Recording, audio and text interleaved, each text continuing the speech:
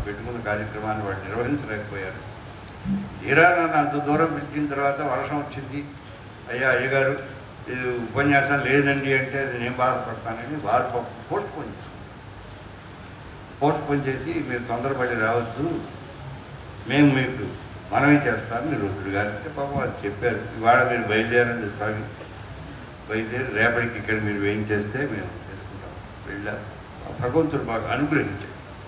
కార్యక్రమం మంచిదైనప్పుడు భగవంతుని యొక్క సహకారం తప్పనిసరి. అందులో మనం ఏమి పడవలసినటువంటి సందర్భం ఏం లేదు. హాయిగా నిరామయంగా వెళ్ళారు. కార్యక్రమంలో అద్భుతంగా పాల్గొన్నాను. అంతమంది కాపు నాయుడు అంటారు ఈ పక్కన. మరి వైష్ణవు ఇలా ఉండరు. నేను దాశోత్సపురాలు పెట్టుకోవాలి, దాశోత్సలో పెట్టుకోవాలి. ఇంకా గట్టిగా మాట్లాడితే 13 కూడా పెట్టుకోవాలి. నెత్తి మీదనో వెనకాల వేదాన్ని తెలుసుకున్న వారు నిరూపణ చేశారు. కానీ ఒకటే పెట్టుకోండి, వాడు అలా ఉండరు. వారి కాపులు అన్నారు, సంసారులు అంటారు. వారికి సంసారం మనం సంసారిస్తున్నాం మనం అనుకోగా, సంసారం మనం అనుకోము. కానీ వాళ్ళకి సంసారం పెద్దవారం సంసారం అండి అంటారు. అలాంటి వారు చొక్కా ఏనాడు వేసుకోవాలి. అలాంటి సంస్కారం మా తండ్రి గారు ఆ ఊళ్ళో కలగజేశారు. ఈనాటికి కూడా ఆయన అంటే చాలా ప్రీతి. మిగతా వైష్ణవుల పట్ల ఎలా ఉన్నా కానీ మా నాన్నగారి పేరు చెప్పనిదే వారికి గడవ. అటువంటి స్థితిలో ఉన్నవాడు మనం పిలిచినప్పుడు ఏదో ముందు వచ్చినప్పుడు సంకక్కమని సామెత కదా, అది పిలిచి రండి ఒక్కసారి అంటే మన ముఖం కూడా మనం ఏది ఎలా ఉన్నారు పండిత్ పుత్ర పరమశుంఠ అన్నట్టుగా ఎలా ఉన్నారో తెలియదు వారికి. మనం చూస్తే కానీ మన సంగతి వారికి తెలియదు. అందుకని మనం వెళ్ళి మన వాచాముఖం ద్వారా మన యొక్క పరిచయం చేసుకుంటే బాగుంటుందని వెళ్ళి చాలా అద్భుతమైన కార్యక్రమం పాల్గొన్నాను. ఆ తర్వాత నా అదృష్టం కొద్దీ ఇటువంటి మంచి కార్యక్రమంలో పాల్గొనేటువంటి మహాభాగ్యం కలిగింది. మనకు సంప్రదాయంలో ఉపాసనా ప్రక్రియలు ఉన్నాయి, చాలా ఉపాసనా ప్రక్రియలు. ఎన్ని ఉపాసనా ప్రక్రియలు ఉన్నప్పటికీ అన్నింటికీ వికల్పం చెప్పారు మన వాళ్ళు. వికల్పం అంటే అన్నంవా ఫలంవా అన్నట్టు. అన్నమైనా తినండి, ఫలమైనా తినండి, రెండూ తినమని కాదు. అన్నం తింటే ఫలం తింటే అన్నం. ఎప్పుడు అంటాం వికల్పం ఎప్పుడు ఉంటుందంటే రెంటికి సమానమైన ప్రయోజనం ఉండదు. అన్నం తింటే ఏ రకమైనటువంటి శరీర తుష్టి పుష్టులు కలుగుతాయి, ఫలాన్ని తిన్నప్పుడు కూడా శరీరానికి తుష్టి పుష్టులు కలుగుతాయి అనుకున్నప్పుడు ఏమన్నా అన్నంవా ఫలంవా, ఈ కానీ అది అని అంటారు. వికల్పం అంటారు దాన్ని మనవాడు. సముచ్చయము వికల్పం రెండు ఉన్నాయి. సముచ్చయం అంటే ఇది అది రెండు, రామశ్చ కృష్ణశ్చ గోవిందశ్చ. రామోవా కృష్ణోవా గోవిందోవా ముకుందోవా అంటే వికల్పం. మనకు 32 దగ్గర మనకు ఉపాసనలు ఉంటే అవి బ్రహ్మ విద్యలు అంటారు. ఈ బ్రహ్మ విద్యలు ఉంటే వీటికి వికల్పం చేస్తారు. అయ్యా బ్రహ్మ విద్యలు అన్నీ అవసరం లేదయ్యా, 32 ఉపాసనలు ఆశ్రయిస్తే జీవితం అంతా సరిపోదు. వాటిని అర్థం చేసుకోవాలి, వాటిని అనుష్ఠించడానికి కావాల్సినటువంటి శారీరకమైన మానసికమైనటువంటి బలం కావాలి. ఇవేమీ లేకుండా ఉపాసనలోకి వెళితే అవేమి ఫలించవు. అందువల్ల ఇన్నక్కర్లా, ఏదో ఒకటి ఒక్క ఉపాసన చాలు. అన్నికంటే చిట్ట చివరికి మన వాళ్ళు చేర్చారు. నిజానికి ప్రసిద్ధములై స్మార్తులు ఇతరత్ర సంప్రదాయాల్లో వారు ఉపనిషత్తుల్లో అక్కడక్కడ ఉన్న ప్రక్రియను బట్టి అంగీకరించినవి కాక మనవాళ్ళు ప్రపంచి విద్య అని వాళ్ళు కూడా మనకి న్యాస విద్య, తస్మాన్యాసమేషాం తపసాం అతిరిక్తమాహు అని. అన్ని తపస్సుల కంటే అన్ని ఉపాసనల కంటే న్యాసం అనేది చాలా గొప్పది అని భావన చేసి న్యాస విద్య అనే దాన్ని కూడా మనవాళ్ళు చేర్చారు. అందులో మన గ్రంథాల్లో మనవాళ్ళు వేసిన దాంట్లో ఈ న్యాస విద్య కూడా ఉంది. వారి పుస్తకాలు చూడండి, అడయారు వాళ్ళు వేశారు. వాళ్ళు వేసినట్టు బ్రహ్మ విద్యాస్ అని బుక్ వేశారు. అందులో ఈ న్యాస విద్య కనపడి తీసేశారు. ఇక్కడ వాళ్ళ సంప్రదాయంలో ఈ న్యాసాన్ని గురించినటువంటి ప్రక్రియ వారికి ఏమీ లేదు. చెప్పారు. నిజానికి శంకర భగవత్పాదుల వారు కూడా నారాయణ కరుణాలయ శరణం కరవాణి తావకవు చరణు ఇది షడ్పదీ మదీయే మానసపత్మే సదా. ఆ ద్వయమంత్రాన్ని చెప్పిన వాడైనా మనం ద్వయాన్ని ఏ విధంగా చెప్పుకోవడం అదే ప్రక్రియలో చెప్పారు. నారాయణ కరుణాలయ శరణం కరవాణి తావకో శ్రీమన్నారాయణ శరణం ప్రపంచ ఏదే చెప్పారు. ఇది షట్పది మదీయే మానసపత్రే సదా తప్ప ఆయన ద్వయాన్ని చెప్పినా అది ద్వయమని, అదో మంత్రం అని, అది ఎల్లవేళలేదు ఉపాసింపదగిందని పాప వాళ్ళకి తెలియదు, సంప్రదాయం వాడికి తెలియదు. అందుకని అది వాటిని ఆ శ్లోకాలను పక్కన పెట్టేసి సత్యవిభేద అపగమే నాక ప్రవాహం నా మామకీనస్వం ఎంత అద్భుతంగా చెప్పారు చూడండి. తదీయత్వం సత్యవిభేదాపగమే, భేదం పోతుంది, నీకు నాకు తేడా లేదనేదే మా సిద్ధాంతం. అయినప్పటికీ కూడా నాహ తవాహం, నేను నీకే చెందినవాడిని సుమా, నా మామకీనస్వం, నాకు చెందినవాడికి నువ్వు అని నేను ఎప్పుడు అనుకోను.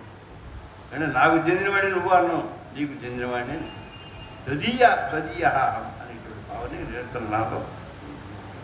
అంటే వైష్ణవ భావాలు పాపం ఎన్నో.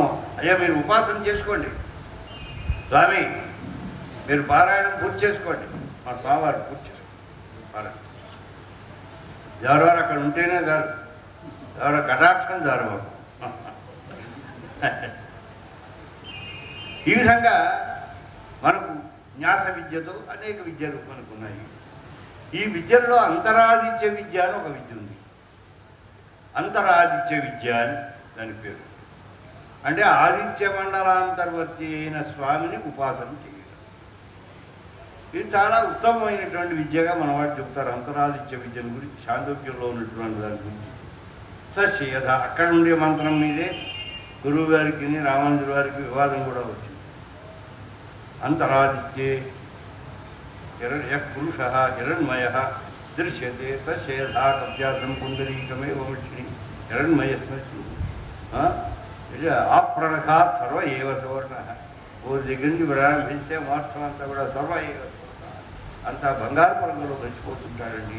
తస్యథా కవ్యాసం పుండరీకం ఏవమక్షిణి. ఆయనకి సూర్యకిరణ వికసితమైనటువంటి పద్మం ఎలా ఉంటుందో విశాలంగా ఆ రేకుల విప్పని ఏ విధంగా ఆర్ద్రంగా ఏ విధంగా ఉంటాయో ఎర్రటి ఆ రంగు కలిగి విశాలముగా ఎలాగైతే ఉంటాయో అలా స్వామి యొక్క నేత్రాలు అని అందముగా ఆ కప్యాస ఆశయం మనవాడు దానికి గొప్ప విచారణ చేస్తుంది. ఆ ధ్యానం ఈ ఉపాసన చాలా గొప్ప ఉపాసన అంటారు. అంటే సూర్యకిరణ వికసితమైనటువంటి పద్మం వంటి నేత్రములు కలవాడినిగా భగవంతుని ఉపాసన చేయాలి. మన సిద్ధాంతంలో భగవంతునికి రూపం ఉన్నది, భగవంతునికి కళ్యాణ గుణములు ఉన్నవి. వారు చెప్పినట్టుగా గుణరహితుడని, రూపరహితుడని, నిత్యం శుద్ధం బుద్ధం ముక్తం అంటే వీళ్ళ ప్రారంభించి సత్యకామ అందులో ముందు ఉండే భాగాలు అన్నమాట. ఇటువంటివో కొన్ని మాటలు చెబుతారా నడిపించే ప్రక్రియ మంది కాదు. మనకి సమస్త కళ్యాణ గుణాత్మ కోసం స్వశక్తి లేశోద్ధృత భూతవర్గ అని మనకి విష్ణు పురాణంలో చాలా స్పష్టంగా చెప్పలేదు.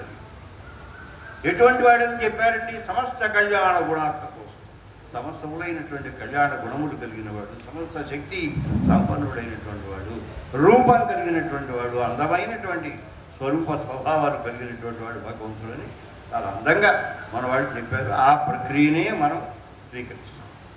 ఈ స్వీకరించే విధానాన్ని మనకి అంతరాదిత్య విద్య సమర్థిస్తుంది.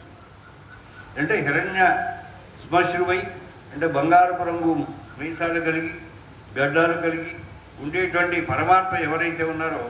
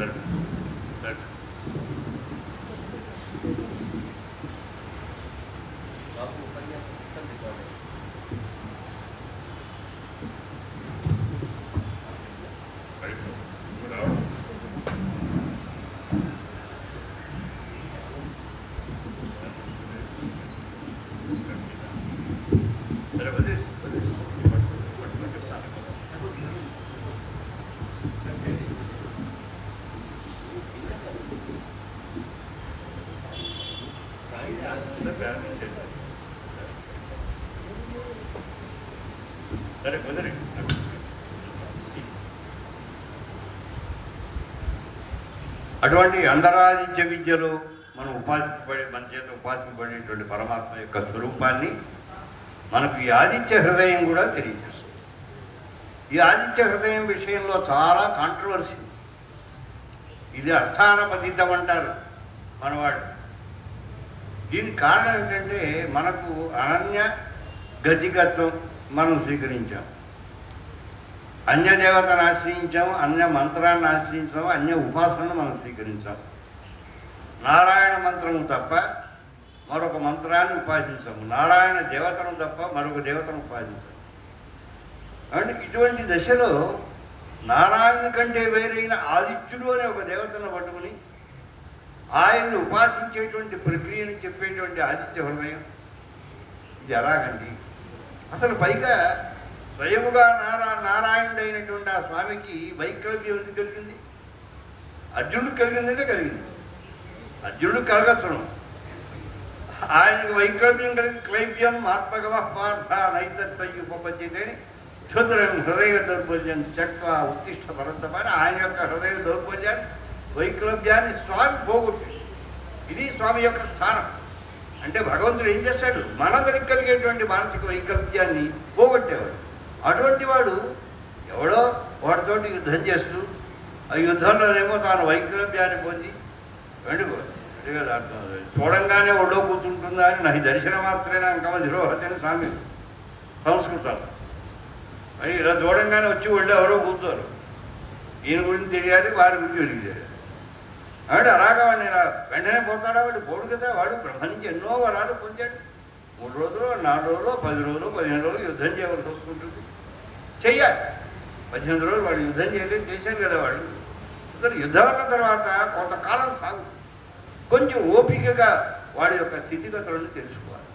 అలా తెలుసుకోకుండా 3 రోజులు యుద్ధం అయ్యేటప్పటికల్లా వాడి చేతిలో వాడు వెళ్ళిపోయాడు. వాడికి 3 రోజులు అయిన తర్వాత కొంచెం ముందు వాడికి గట్టిగా తగినప్పుడు ఈ పరిస్థితి ఈ రావణాసుడు అయిపోతాడని కూడా వాడు ఆ సారథి ఏం చేశాడు? నెమ్మదిగా లంకలోకి వాడిని తీసుకుపోయేటప్పటిగా ఏమిట్రా ఇలా చేశావు అంటే, రాముడు కొట్టిన బాణానికి మూర్చిపోయావు, నీకేం తెలుసు, నీకు ఒళ్ళు తెలుసు ఏమిటి తెలియదు, పడున్నావు, ఇంకో బాణం గట్టిగా వేస్తే నువ్వు పోతావని భయపడిపోయి నేను పట్టుకుపోయాను అని అప్పుడు సారథి కృత్యాన్ని వాడు నిరూపణ చేస్తాడు. సారథి అంటే గుర్రాలు తోరటం మాత్రమే కాదు, రధికుడైన వారికి రక్షించవలసిన బాధ్యత కూడా ఉంటుంది ఇవన్నీ చెబుతాడు.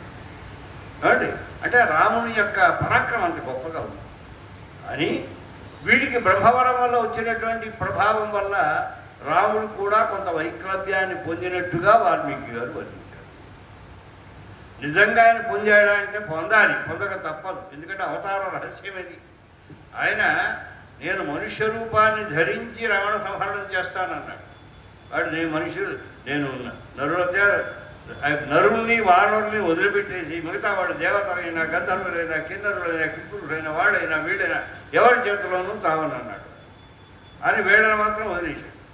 ఇలా వదిలేటప్పటికల్లా ఈ రూపంతో వీళ్ళు వానర రూపంలో ధరించి వీళ్ళు వచ్చి సంహారం చేయరు. మరి నరుడు అన్న తర్వాత నరుడు యొక్క స్వభావాలు ఉంటాయి.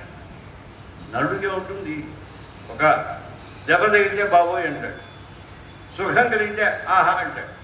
అంటే సుఖము కలిగినప్పుడు ఆనందించడం, దుఃఖం కలిగినప్పుడు ఉద్వేగాన్ని పొందడం అనేటువంటిది, అంటే పొంగడం కృంగడం అనేటువంటి లక్షణములు ఉంటేనే మనిషి తప్ప కాకపోతే కాదు. అందుకే ఏడిచాడు పాపం. అది వెళ్ళి సీత వెళ్ళిపోయింది. ఓ చెట్లులారా వృక్షములారా మీరు చూచారా, ఓ పర్వతాన్ని చూసారా, ఓ గోదావరి రోజు స్నానానికి వస్తుంది కదా నీకు తెలుసునా. పాప లక్ష్మణ స్వామి కూడా చికాకి ఏమిటి ఏడిపోయింది, ఎంతమందికి పెళ్ళాలి లేరు, 4 రోజుల పాటు పెళ్ళ ఎక్కడికో పోదేంటి, పోతే ఇంకా ఏడుస్తూనే ఉంటారా? 4 రోజులు కనిపించలేదు ఆవిడ, ఇవాళ కాకపోతే రేపో ఎళ్ళులో కనిపిస్తుంది. ఆ మాత్రం ఓపిక లేదా? వెళ్ళి ఏమిటి ఏడుపేమిటి? కాపురుషుడు ఏడిచినట్టుగా. అందువల్ల ప్రయత్నము చేతనే కార్యములు సిద్ధిస్తాయి తప్ప దుఃఖిస్తే సిద్ధించవయ్యా అని పాపం లక్ష్మణ స్వామి వారు రాముల వారికి ఉపదేశం చేయవలసి వచ్చింది. ఆయన మానసిక స్వాస్థ్యాన్ని నిలబెట్టారు. ఇదంతా మానుష లక్షణం. అంటే మానుష లక్షణం ఉంటేనే తప్ప తాను అడుగడుగునా నేను మనిషి. అందుకే చిత్తూరు బ్రహ్మగారు వచ్చి భగవాన్ నారాయణ శ్రీమాన్ శంఖచక్ర గదాధర అని అంటే నాకేం ఆత్మానం మానుషం మన్యే రామం దశరథాత్మజం. నన్ను నేను మనిషి అనుకుంటున్నాను, దశరథ యొక్క కొడుకుని, అంతకంటే నాకేం తెలియదు. నువ్వేదో అనుకుంటే అనుకో, మీరేమనుకుంటా నాకే. నేను మాత్రం దశరథ పుత్రుడిని, రాముడిని, ఓ సాధారణ మాట అని అనుకో. అలా ఆయన చిత్తశుద్ధితో అనుకుంటేనే రావణ సంహరణానికి కావలసినటువంటి యోగ్యత ఇందులో కలుగుతుంది. ఎందుకంటే నరుణ్ణి అపమానం చేసి దూరంగా వదిలేశాడు కనుక నరుడుగా నేను వాటిని సంహరించాను. అది అందువల్ల ఎక్కడెక్కడ అవసరమైతే మానవతా లక్షణము, నర లక్షణములు ఆయన బాగా చూపించాడు. ఆ చూపించిన క్రమంలోనే రావణుని యొక్క పరాక్రమానికి ఆయన కొంత కురిగినట్టు, మానసికమైన వైక్రాభ్యాన్ని పొందినట్టు, వీడిని జయించడంలో ఎంతో క్లేశం ఉన్నది, ఎలా వీడిని జయించాలి అని కొంచెం పడ్డట్టు, క్లేశపడ్డట్టు ఆయనకు ఒక మానసిక సన్నివేశాన్ని కలిగించి అగత్య మహర్షిగాను వచ్చి, అయ్యా మానవులకు బుద్ధిలో కృంగుబాటు కలుగుతుంది. ఆ కృంగుబాటు కలిగినప్పుడు బుద్ధి స్థిరంగా ఉండాలంటే ఆ బుద్ధి యొక్క స్థైర్యమును కలిగించే దేవత ఒకటి ఉన్నది. ఆ దేవతే సూర్య భగవాన్. ఆ దేవుడు ఆయన చేసే యో దేవ సవిత అస్మాకం ధియ ధర్మాది గోచరా ప్రేరయేత్. యో దేవ సవిత ఏమండి, సూచే ఇది సవిత, సమస్త కామములను పుట్టించేటువంటి వాడు, అనుగ్రహించేటువంటి వాడు సవిత. ఆయన అస్మాకం ధియ ధర్మాది గోచరా ప్రేరయేత్. మా బుద్ధులన్నీ కూడా తెల్లవారి లేచి దగ్గర నుంచి రాత్రి వరకు కూడా ధర్మాది విషయకముగా ప్రవర్తించేటట్టుగా ఎవడైతే ప్రవర్తింపజేస్తాడో, ఏ సూర్యుడు చేస్తాడో, తస్యద్భర్గ వరేణ్యం భర్గ. ఆ మహానుభావుని యొక్క వరణీయమైనటువంటి, వరేణ్యం అంటే వరణీయం, శ్రేష్టమని ఒక అర్థం. వరణీయం అనేదానికి వరేణ్యం అని అది వైదికమైనటువంటి ప్రయోగం. వరేణ్యం భర్గ, వరణీయమైనటువంటి శ్రేష్టతమైన ఏ స్థానం అయితే ఉన్నదో తదుపాస్మహే. ఆ సూర్యుని యొక్క మండలాన్ని మేము ఉపాసిస్తాం. ఏమిటి దానివల్ల వస్తుంది? బుద్ధి ప్రచోదనం కలుగుతుంది. ఏమి చెయ్యవచ్చును, ఏమి చెయ్యరాదు అనే వివేచన కలుగుతుంది. అందుకే తెల్లవారు లేచిన దగ్గర నుంచి నాయన ఒక్కసారి లేసునే జై చూసుకో. రెండవ పని ఏమిటి? సంధ్యావందనం చేసుకో. ఇది అందరూ చెయ్యాలి. వీరికి వారికన్నా సంధ్యావందనం బ్రాహ్మణుడే చేయాలని ఎక్కడ రాసి పెట్టి లేదు, రైవంద్రులకేం లేదు, అందరికీ ఉంది. ఇప్పుడు నేను చదివే యో దేవ సవిత అస్మాకం ధియ ధర్మాది గోచరా ప్రేరయే తస్యద్భర్గ తద్వరేణ్యం ఉపాస్మహే. ఈ శ్లోకాన్ని చదువుకుని అందరూ కూడా చేయవచ్చును. బ్రాహ్మణుడు చేయవచ్చును, క్షత్రుడు చేయవచ్చును, వైశ్యుడు చేయవచ్చును, శూద్రుడు చేయవచ్చును. చక్కగా ఓ తీర్థంలో స్నానం చేసి ఈ శ్లోకం చదువుకొని కాస్త నీళ్లు తీసుకొని ఒక్కసారి కనుక తర్పణం చేస్తే అండి, ఈ దీర్ఘమైన సంధ్యావందనం చేయకపోయినా కానీ నాయన సూర్యోపస్థానం చేసుకుని అర్ఘ్యప్రదానం చేసుకొని కాసి అధమం దశ గాయత్రి అన్నారు కనుక కనీసం అధమ ఒక 10 సార్లు అయినా సరే గాయత్రి మంత్రాన్ని అనుసంధానం చేస్తే మనం సంధ్యావందనం చేసినట్టే. సంధ్యావందనం చేయకపోతే నష్టం. సంధ్యాహీన నిత్యం అశుచి సర్వకర్మసు. సంధ్యాహీనుడైనటువంటి వాడు మీరు మిగతా చెయ్యండి, చేయకపోండి. కాబట్టి మీరు యజ్ఞం చేశారా, యాగాలు చేశారా, మీరు ఇంకోటి చేసా, ఇంకెవడో అడగడు నువ్వు సంధ్యావందనం చేసావా లేదా, సంధ్యావందనంలో మినిమం రిక్వైర్మెంట్ చేసావా లేదా, 10 సార్లు నా గాయత్రి చేసావా లేదా, ఉపస్థానం చేసావా లేదా, ఏమండి అలాగే అర్ఘ్యప్రదానం చేసావా లేదా, చెయ్యాలి కదా. ఇవి చేస్తే తాను సంధ్యావందనం. ఇది చేస్తేనే వాడికి సర్వకర్మలందు ఏ పనైనా చేయడానికి అధికారం వస్తుంది. అంటే అధికారం రాదే కదా. ఇది మన వాడు విధించారు. అందరూ తెల్లవారులేస్తే సూర్యుడిని దర్శించారు. దుర్జనం ఉంటుంటాం మనం. ఏమిటండి దుర్జనం? ఏ తినే దర్జనం నాచి దర్జనం మమ్మ దుర్జనం అన్నాడు వాడు. ఏ రోజు దర్జనం లేకపోతే అన్నాడు నాకు దుర్జనం. ఎందుకంటే గాజులు పూరీలు రావు కనుక. అంటే దుర్జనం అంటే అది కాదు, మేఘఛన్నే అన్ని దుర్దినం. మేఘముల చేత కనుక పగలు కప్పబడినట్టయితే సూర్యబింబ దర్శనం అవడానికి లేని అవకాశం లేకపోతే అది దుర్దినం అంటారు. ఆనాడు శ్రోత్రియులైన వారు అర్ఘ్యప్రదానం చేసి సూర్యునికి ఆ చేయవలసినటువంటి ప్రక్రియ చేయకపోతే వారు సాపాటు చేయడానికి వీల్లేదు. అందుకే మన వాళ్ళు ఏం చేశారంటే నాయన సముద్రయానం చేయొద్దు అన్నారు. ఎందుకు సముద్రయానాన్ని నిషేధించారు? సముద్రంలోకి వెళుతున్నప్పుడు అమాంతంగా మేఘాలు వచ్చేస్తాయి, కమ్ముకుంటాయి, బ్రహ్మాండమైనటువంటి తుఫాను వస్తుంటుంది. ఆ తుఫాను వచ్చేటువంటి సందర్భంలో 3-5 రోజులు 4-5 రోజులు మేఘమే అసలు ఏమీ బింబమే కనిపించదు. కనిపించినప్పుడు సాపాటు వీళ్ళు ఎలా చేస్తారు? వీళ్ళు చేసే సమయం కానిదే. వీళ్ళు మేఘం చేత కప్పబడినప్పుడు ఆ రోజు వీళ్ళు సాపాటు చేయడానికి అవకాశం లేదు కదా. అందుకని ఉపస్థానం చేయడానికి లేదు, అర్ఘ్యప్రదానం చేయడానికి లేదు, దుడ్డు కనిపించాలిగా. ఒకసారి బయటకు వచ్చి ఒకసారి మనకు ఒకసారి దండం పెట్టుకోవాలి కదా. మనం చూడండి, మిగతా సంధ్యావందనం లోపల కూర్చొని చేసుకున్నా ఏం చేస్తాం? ఒకసారి సూర్యబింబాన్ని మనం చూస్తాం కదా. అలా చూడకపోతే మనకైనా సాపాటు చేసేటువంటి యోగ్యత ఉండనే ఉండదు. అటువంటి శృతులు ఎలా చేస్తారు? చేయలేరు కదా. అందుకని ఏమన్నారు? మేము సముద్రయానం చేయము. సముద్రయానం కనుక చేస్తే మాకు సూర్య దర్శనం కాదు, మేఘఛన్నమై ఉంటుంది ఆకాశం అంతా. ఇంకప్పుడు మేము సాపాటు చేయడానికి అవకాశం ఉండదు. అందరికీ సముద్రయానం. అందుకే శ్రోత్రియుల వాడు సముద్రయానాన్ని నిషేధించాడు. ఒక 15-20 సంవత్సరాల క్రితం ఎవడో ఇంత ఉత్తరం రాశాడు, మీ జనజీవి స్వామి వారు సముద్రయానం చేస్తున్నారు. సముద్రయానం లేదు, ఏం లేదు. ఆయన విమానంలో సముద్రయానం చేశాడు. సముద్రయానం చేయడం అంటే ఏంటి? సముద్రం అంటే తేలిక ఏమిటండి? అమెరికా వెళ్ళాలనుకోండి, 18 అవర్స్, ఇప్పుడే 12 అవర్స్ అయిపోయినట్టుంది. సముద్రయానం అయితే 6 నెలల దాకా అమెరికా వెళ్ళలేము మనం. ఎందువల్ల? దేశమంతా అన్ని దేశాలు చుట్టుకుంటూ అటు వెళ్ళేటప్పుడు కదా 5-6 నెలలు. సముద్రయానం ఎవరు చేస్తున్నాడు? లేదు. అప్పుడు నేను భక్తి వేదంలో వ్యాసం రాశాను, ఇది చాలా అపభ్రంశము, సముద్రయానము చేయవద్దని అన్నది శ్రోత్రియులను ఉద్దేశించి అన్నారు. ఇప్పుడు కూడా శ్రోత్రియులు ఉన్నారు, కానీ ఉదయ సమయంలో సంధ్యావందనం చేసుకుంటారు, తీర్థం పుచ్చుకుంటారు, ఫ్లైట్ ఎక్కుతారు. ఆ లోపల ఏమి ఇక నేను 5-6 సార్లు నేను వెళ్ళాను. నేను ఏనాడు అందులో అక్కడ ఏమి అక్కడ కాస్త పాలు ఇచ్చే లోపలికి వెళ్ళిపోయి కాస్త పాలు ఉన్నాయా, ఏమిటి కాదుకూడదంటే కాఫీ బాగున్నారా, ఉందా, అటువంటి కొంచెంగా మనం తీసుకోదగింది ఏదో తీసుకోవడం. మనకేం కావాలో వాడు ఇస్తారు. వాడు మనకు అది జైన వెజిటేరియన్ మన ఆప్షన్ పెట్టుకుంటే మనం తినడానికి వీలుగా ఉంటుంది. సరే, తినవలసిన అవసరం లేదు, ఇక్కడ ఎక్కుతాం తింటాం, లేదా ప్రాబ్లం ఏం లేదు. ఇప్పుడు వారు స్వామివారు చెప్తారు, అది ప్రక్షాళన చేసుకుని ఎక్కారు. ఆ తర్వాత యూరికి వెళ్ళరు, దేనికి వెళ్ళరు, ఏమీ లేదు. మళ్ళీ అక్కడ దిగిన తర్వాతే అక్కడికి వెళ్ళిన తర్వాత స్నానం చేసుకుని అన్ని అన్యావదనాలు చేసుకుంటారు. ఇప్పుడు ఆయనకి ఏమొచ్చింది? ఆయన సముద్రయానం చేస్తున్నారా? ఆయన ప్రయాణానికి ఏమైనా ఇబ్బంది వచ్చిందా? అందువల్ల తోకా లేకుండా అసలు ప్రయాణాలు ఎలా సాగుతుందో తెలియకుండా పిచ్చ కూతలు పోయొద్దని నేను భక్తి వేదంలో వ్యాసం రాశాను. ఇది నేను వీరి గురించి రాయటంలా, శ్రోత్రియులైన వారి గురించి నేను రాస్తున్నా. కొందరు వెళ్ళకపోవచ్చు, కొందరు ఎవరైనా మేము విదేశాలకు వెళ్ళమండి అని వెళ్ళకపోవచ్చు. కానీ విదేశాలకు వెళ్ళమని ఆ వెనకటి రోజుల్లో అనుకుంటే ఏమంటే మరి వైష్ణవ ప్రచారం మిగతా దేశములైంది ఎలా అయ్యేది?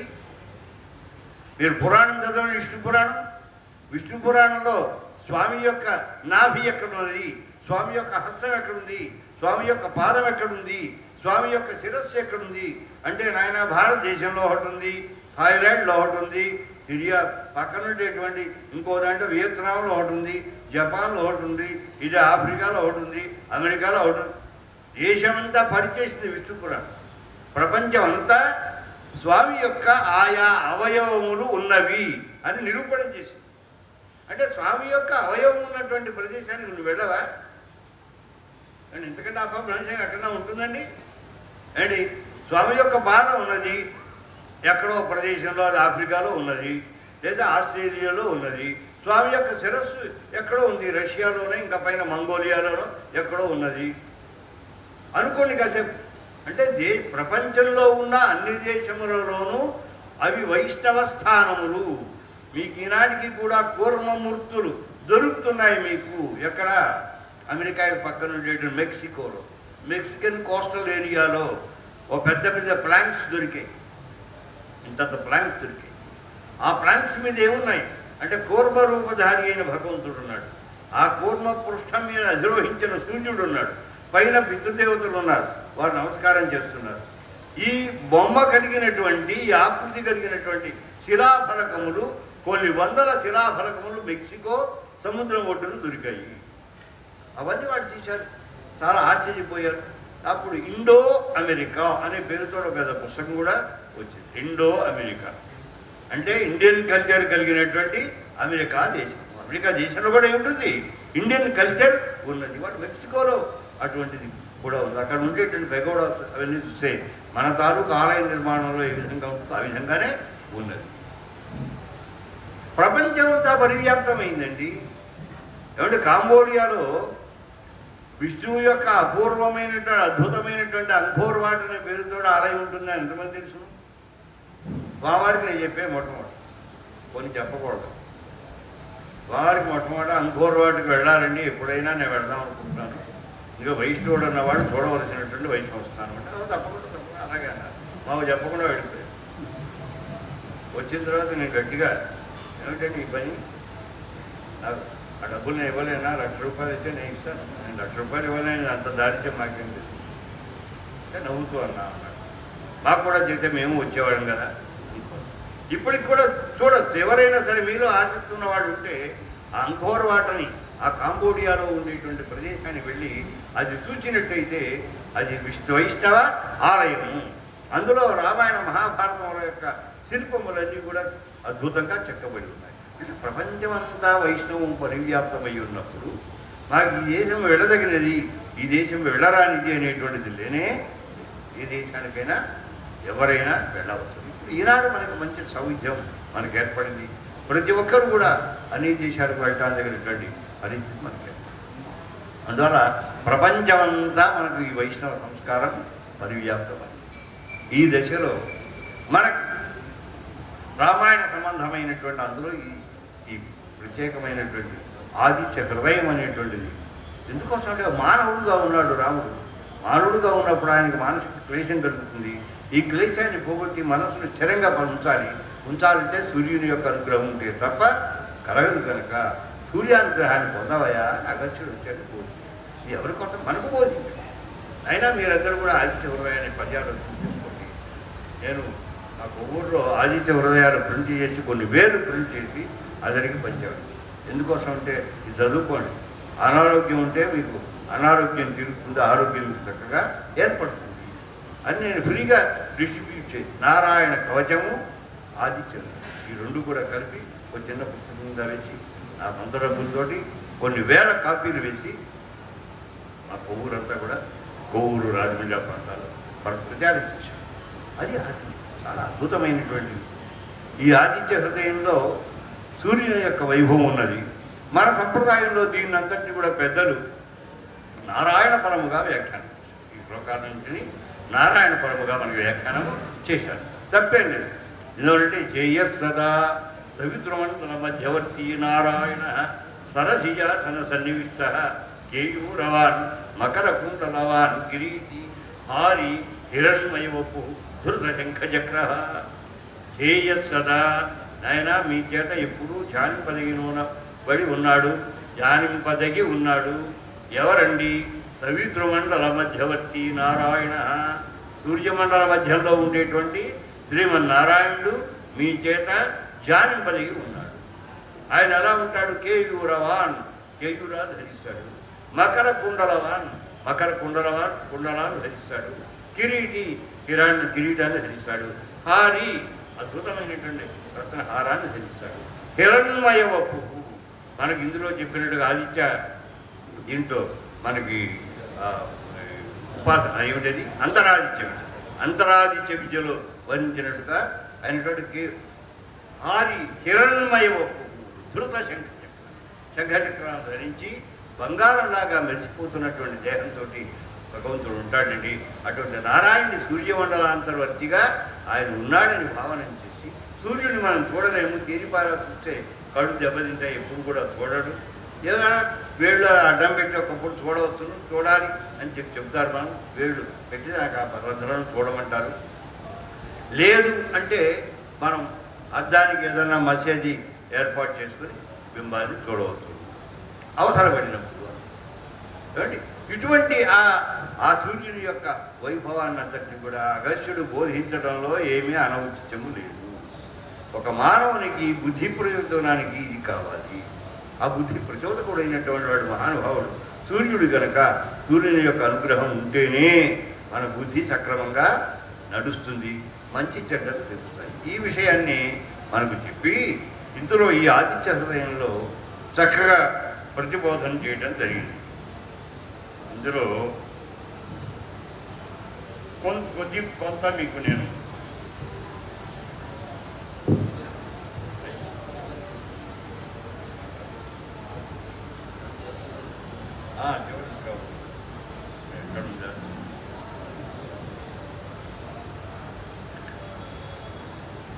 మొన్నైనా శ్లోకాలు ఒక్కసారి మనం అనుసంధానం చేస్తే బాగుంటుంది. ఎందుకంటే అది వదిలేసేసి ఆదిత్య హృదయం మీద ప్రసంగం చేసామంటే ఏమవుతుంది, దానివల్ల ప్రయోజనం. అందువల్ల ఒక్కసారి కొంచెం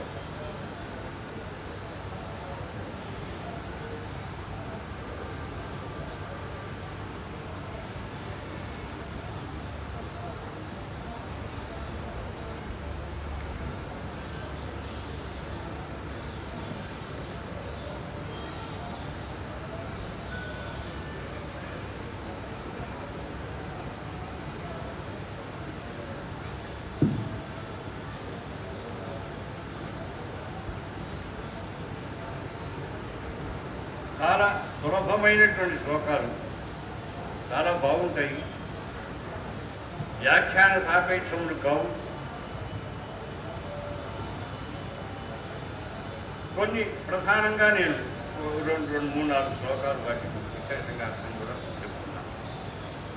తదో యుద్ధ పరిశ్రాంతం సమరే చింతయా స్థితం రావణం జాగ్రత్తో దృష్ట్వా యుద్ధాయ సముపస్థితం దైవతైశ్చ సమాగమ్య దృశ్యభ్యాగతో రణం ఉపగమ్య అబ్రవీద్రామం అగచ్చు భగవాన్ ఋషి. యుద్ధంలో పరిశ్రాంతుడై ఉన్నాడు, యుద్ధం చేసి అలసట చెంది ఉన్నాడు. అంతేకాదు అలసట సహజంగా ఎవరికైనా వస్తుంది. ఆయనకి శారీరకమైన అలసట కాకుండా మానసికమైన వైకల్యం కూడా వచ్చింది. చింతయా స్థితం, చింతలో ఉండబడి ఉన్నాడు ఈయన. యుద్ధరంగంలో ఉన్నటువంటి దశలో ఎందుకు ఇలా ఉన్నాడు అంటే రావణం జాగ్రత్త దృష్టిలో ఎదుర్కొండా రావణాసుడు కనిపిస్తున్నాడు. వాడు యుద్ధం చేస్తూ కనిపిస్తున్నాడు. వాడు ఎలా ఉన్నాడు? యుద్ధాయ సముపస్థితం, యుద్ధం చేయడానికి సిద్ధంగా ఉన్నాడు. ఆయుధాలు విప్పించుకొని యుద్ధానికి సన్నద్ధులై ఉన్నాడు. అటువంటి ఆయన చూస్తే ఒక్కసారి ఈయన మనసులో వైకల్యం కలిగింది. అప్పుడు వెంటనే అగస్త్యుడు వారు దైవతైశ్చ సమాగమ్య దృష్టం అభ్యాగతో రణం. ఏమండి, అగస్త్య భగవాన్, భగవానుడైనటువంటి అగస్త్యుడు ఇతర దేవతలతో పాటు కలిసి, ఎందుకంటే ఇవి జరుగుతున్నప్పుడు అందరూ పైన చూస్తున్నారు, దేవతలంతా చూస్తున్నారు. మనకి మహాభారతంలో ఆయన విశ్వరూప దర్శనం చేశాడు. విశ్వరూప దర్శనం చేసినప్పుడు సంజయుడే చూడగలిగాడు. చూడకపోతే ధృతరాష్ట్రుడికి ఎలా చెప్తాడు? ఏమైనా మామకాహ పాండవాచైవ కిమ కుర్వత సంజయ అని అంటే అంతర్దృష్టిగా అంతర్దృష్టి వ్యాసుడిచ్చినటువంటి అంతర్దృష్టితోటి ఆయన మొత్తాన్ని చూడగలిగాడు. అంటే ఏం చూడగలిగాడు? స్వామి యొక్క విశ్వరూపాన్ని కూడా, అర్జునునికి చూపించిన విశ్వరూపాన్ని కూడా ఆయన చూడగలిగాడు. చూడగలిగాడు కనుకనే ఆ విశ్వరూపం ఇలా ఉందాయా ఇలా ఉందాయా అని వర్ణించాడు కదా. ఇద్దరి యొక్క సంవాదమే కదా. ధర్మక్షేత్రే కురుక్షేత్రే సమవేత యూత్సవ మమకా పాండవా. మమకా ఇక్కడ స్వార్థం. పాండవాహ నావాడు కాదు, వాడు పరాయవాడు. వాడు ఏం చేశాడు అని స్వార్థ బుద్ధితోటి ఆయన అడిగాడు ధృతరాష్ట్రుడు. ధృతరాష్ట్రుడికి మనసులో చింతన. సరే, అంతకుముందు ఏం వర్ణించారు? దుర్యోధనుని కలిగిన చింతన వర్ణించాడు. దుర్యోధనుడు కూడా చింత కలిగింది. ఎందుకంటే ఆయన సామాన్యుడు కాదు, భర్త యుద్ధం చేయడానికి చాలా కష్టం. ఈయన చూద్దామంటే ఆయన ముసలాడు. భీష్మాచార్య వారిని చూద్దామంటే ఆయన వృద్ధుడైనటువంటి వాడు. ఈయన్ని పట్టుకొని మరి యుద్ధంలో వారిని జయించడం సాధ్యమైనటువంటి విషయం కాదు అని పాపం ఆయన కూడా చాలా క్లేశపడ్డాడు కదా యుద్ధం జరుగుతున్నటువంటి సందర్భంలో. మహాభారతం కానీ అక్కడ దుర్యోధనుని యొక్క వైక్లభ్యము కాదు, ధృతరాష్ట్రుని యొక్క వైక్లభ్యము కాదు, అర్జునునికి కలిగిన వైక్లభ్యమే కారణమైంది భగవద్గీత పుట్టడం. ఏమండి, ఏడవడం అందరూ ఏడ్చారు, కానీ ఎవరి ఏడుపు ప్రయోజనం కలిగింది? అంటే ధృతరాష్ట్రుడు గారి ఏడుపు ప్రయోజనం కలిగిందా? లేకపోతే దుర్యోధన యొక్క ఏడుపుకి ప్రయోజనం కలిగిందా? ఏమీ లేదు. అర్జునుడు దుఃఖించాడు. దుఃఖించినప్పుడు ఆ యుద్ధరంగంలో ఆయన యొక్క వైద్యం మాస్మకమ పార్థ రైతత్వం ఉపపద్యతే క్షుద్రం హృదయ దౌర్బల్యం చక్వ ఉత్తిష్ట పరం తప్ప అని పాప ఆయన నడుము తట్టి ఆయన లేరా, ఇటువంటి వైకల్యం పనికిరాదు, నీవు పుట్టిందేమో క్షత్రియ జాతిలో పుట్టావు, క్షత్రియుడైనటువంటి వాడు యుద్ధం ధర్మబద్ధమైనది, తటస్థపడితే యుద్ధం చెయ్యాలి, అవసరమైతే ప్రాణత్యాగం చెయ్యాలి, అంతే తప్ప యుద్ధంలోనేమో వారిని చంపాల్సి వస్తుంది. ఈయన ఏడుపు ఎందుకోసం ఏడుపు? నేను ఓడిపోతానని ఏడుపు కాదు, ఈయన పరాక్రమశాలి, అర్జునుడికి ఆ రకమైన దుఃఖం లేదు, ఏడు దుఃఖం. నేను యుద్ధం చేసి భీష్ముడి చంపాల్సి వస్తుంది, ఆయన మా తాతగారు, ఇంకోటి దుర్యోధను చంపాల్సి వస్తుంది, వాడు నా సోదరుడు, దుశ్శాసనుడు చంపాల్సి వస్తుంది, ద్రోణాచార్యుడు మా గురువు ఆయన చంపాల్సి వస్తుంది, వీళ్ళందరినీ కూడా సంహరించిన తర్వాత నేను తినేది ఏమిటయా హత్వా, వీళ్ళందరినీ చంపిన తర్వాత ఏమిటి రక్తసిక్తమైనటువంటి అన్నాన్ని నేను ఏం తినను, ఇంతకంటే భైక్షమైపోయారు లోకి, బెచ్చమెత్తుకుని బతకడం మంచిది, 4 ఊళ్ళు 4 ఇళ్ళు బెచ్చమెత్తుకుని తింటే జీవనం సాగుతుంది. అంతేగాని ఈ బంధువులైనటువంటి వాళ్ళందరినీ కూడా రక్త సంబంధం కల వాడిని రక్తం కారేటట్టుగా కొట్టి చంపి ఆ సంపాదించినటువంటి దాన్ని నేను ఎందుకు తినాలని పాపం వైకలభ్యం. అటువంటి వైకలభ్యము లోకానికి ఉపకరిస్తుంది. ఎవరు ఏడిస్తే లోకానికి ఉపకరిస్తుందో ఆ ఏడుపే అది గొప్ప శాస్త్రముగా తయారవుతుంది. వాల్మీకి గారు దుఃఖపడ్డాడు. ఆయన క్రౌంచ ద్వంద్వాన్ని చూచాడు. 2 పక్షులు చెట్టు మీద ఉన్నాయి. ఉంటే బోయేవాడు వచ్చాడు, ఒక పక్షిని కొట్టాడు. ఆ కొట్టిన పక్షి పడిపోయింది, కింద పడి గిరగడా తనుకుంటే రెండవ పక్షి అక్కడికి వెళ్ళి రెక్కలు విప్పి దాని చుట్టూ తిరుగుతూ దుఃఖపడుతుంది. అంటే ఆ 2 క్రౌంచ ద్వంద్వ వియోగోత్థ శోక శ్లోకత్వమాగ, 2 క్రౌంచ పక్షులకు కలిగినటువంటి వియోగం వల్ల ఆవిర్భవించినటువంటి శోకం, ఆ ఏడుపు శ్లోకత్వమాగ, అది శ్లోకంగా అయిపోయి రామాయణం యొక్క ఆవిర్భావానికి కారణమైంది. అంటే వాల్మీకి యొక్క శోకము అది రామాయణం యొక్క ఆవిర్భావానికి కారణమైంది. అలాగే అర్జునునికి కలిగినటువంటి శోకము భగవద్గీత అనేటువంటి గొప్ప శాస్త్రం ఆవిర్భవించడానికి కారణమైంది. అలాగే శ్రీరామచంద్రునికి కలిగిన వైకలభ్యము, ఆయన మానుష రూపంలో ఉన్నటువంటి వాడు, ఆయన వైకలభ్యాన్ని పొందకపోతే ఇవాడు మనకు ఇది చదవడానికి లేదు, మనకు ఆదిత్య హృదయం లేనేలేదు, ఆదిత్య హృదయం పుట్టనే పుట్టదు. అది పుట్టింది అంటే ఎందుకోసం? ఆయన మనస్సులో కొంత వైకలభ్యాన్ని చూపించాడు, ఎలాగా అని ఒక చింతను పొందాడు కనుక దీన్ని గమనించినటువంటి వాడు ఆయనకు అవసరం లేదు, ఆయనకు అవసరం లేకపోయినా లోకానికి మనం ఇవ్వాలనే బుద్ధితోటి ఈ ఆదిత్య హృదయాన్ని చక్కగా మనకు ఉపదేశించారు, రామముఖంగా మనకు పొందగలిగారు. అటువంటి దీంట్లో రామరామ మహాబాహో శృణు కృష్యం సనాతనం ఏన సర్వాన్ హరిన్ వత్స సమరే విజేషి. నేను చెబుతున్నానంటే ఇదేమి స్వకపూల కల్పితం కాదు, నిన్న ఇవాళ పుట్టింది కాదు, ఇది ప్రాచీనమైనది సుమా. ఈ ఉపాసనా ప్రక్రియ బహుకాలం నుంచి ఉన్నది. రామరామ మహాబాహో శృణు గుహ్యం సనాతనం, ఈ సనాతనం గుహ్యం పరమ రహస్యము, అతి ప్రాచీనమైనది. సనాతనం అన్నదానికి అర్థం ప్రాచీనమని కాదు, అసలు అర్థం సదాతనం అని అర్థం.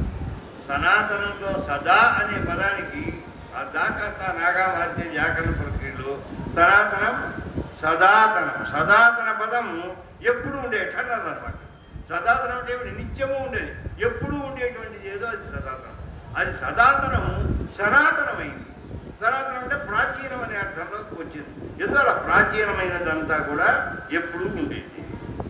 వైదికమైన సంస్కారం ప్రాచీనమైంది, పురాణ సంస్కారం ప్రాచీనమైంది, శాస్త్ర సంస్కారం ప్రాచీనమైంది, ఆచార్యులు ఉపదేశించేటువంటి సంస్కారం అంతా ప్రాచీనమైంది. ఊర్ధ్వోర్ధ్వాలు యథార్థతత్వం ధీపచ్చది శ్రాంతిం అవేదయంతి ఫలం తదాజ్ఞై పరికల్పితానం వివేక సోపాన పరంపరాణం. ఆ పెద్దలైనటువంటి వారు వివేకం అనేటువంటి ఆ మెట్లు కనుక వేయకపోతే ఈనాడు మన బుద్ధి పైకి వెళ్ళి ఆ పైన ఉండేటువంటి ఆ కొత్త రహస్యాన్ని దర్శింపగలిగేదే కాదు. మనం ఏం దర్శిస్తాం? ఏమంటే పెద్దలు చెప్పకపోతే మనకి రహస్యాలు, రామాయణ రహస్యం ఇది, భారత రహస్యం ఇది, భాగవత రహస్యం ఇది, భగవద్గీత రహస్యం ఇది అని ఇవాళ మనం ఉపన్యాసాలు చెప్తున్నామంటే ఆ ఊర్ధ్వానికి వెళ్ళి పైకి వెళ్ళి తమ బుద్ధిని ప్రసరింపజేసి ఆ తత్వాన్ని దర్శించి మనకు పెద్దలు ఉపదేశించారు కనుకనే మనం దీన్ని చేయగలుగుతున్నాం. అందువల్ల మనకు కావాల్సింది మన బుద్ధి కుదురుగా ఉండేటువంటి ఉపాయం కావాలి.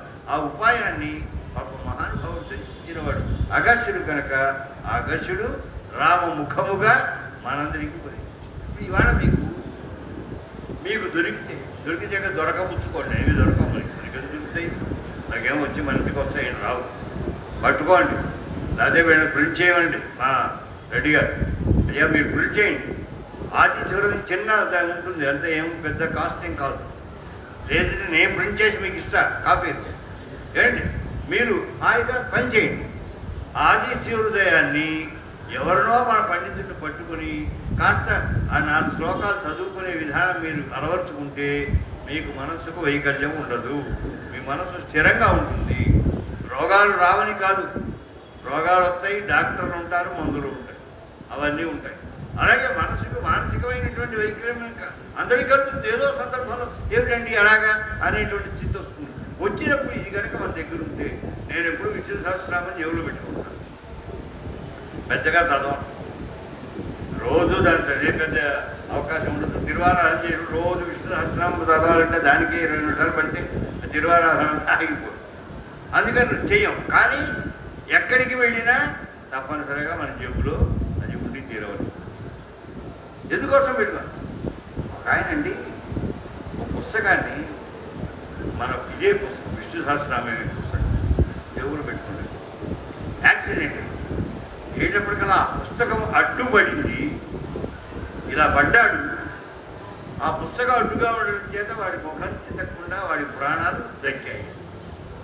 ఎవరు రక్షించారండి? ఈ పుస్తకమే రక్షించారు. ఆ పుస్తకం మధ్యలో లేకపోతే వాడు బ్రతికేవాడు.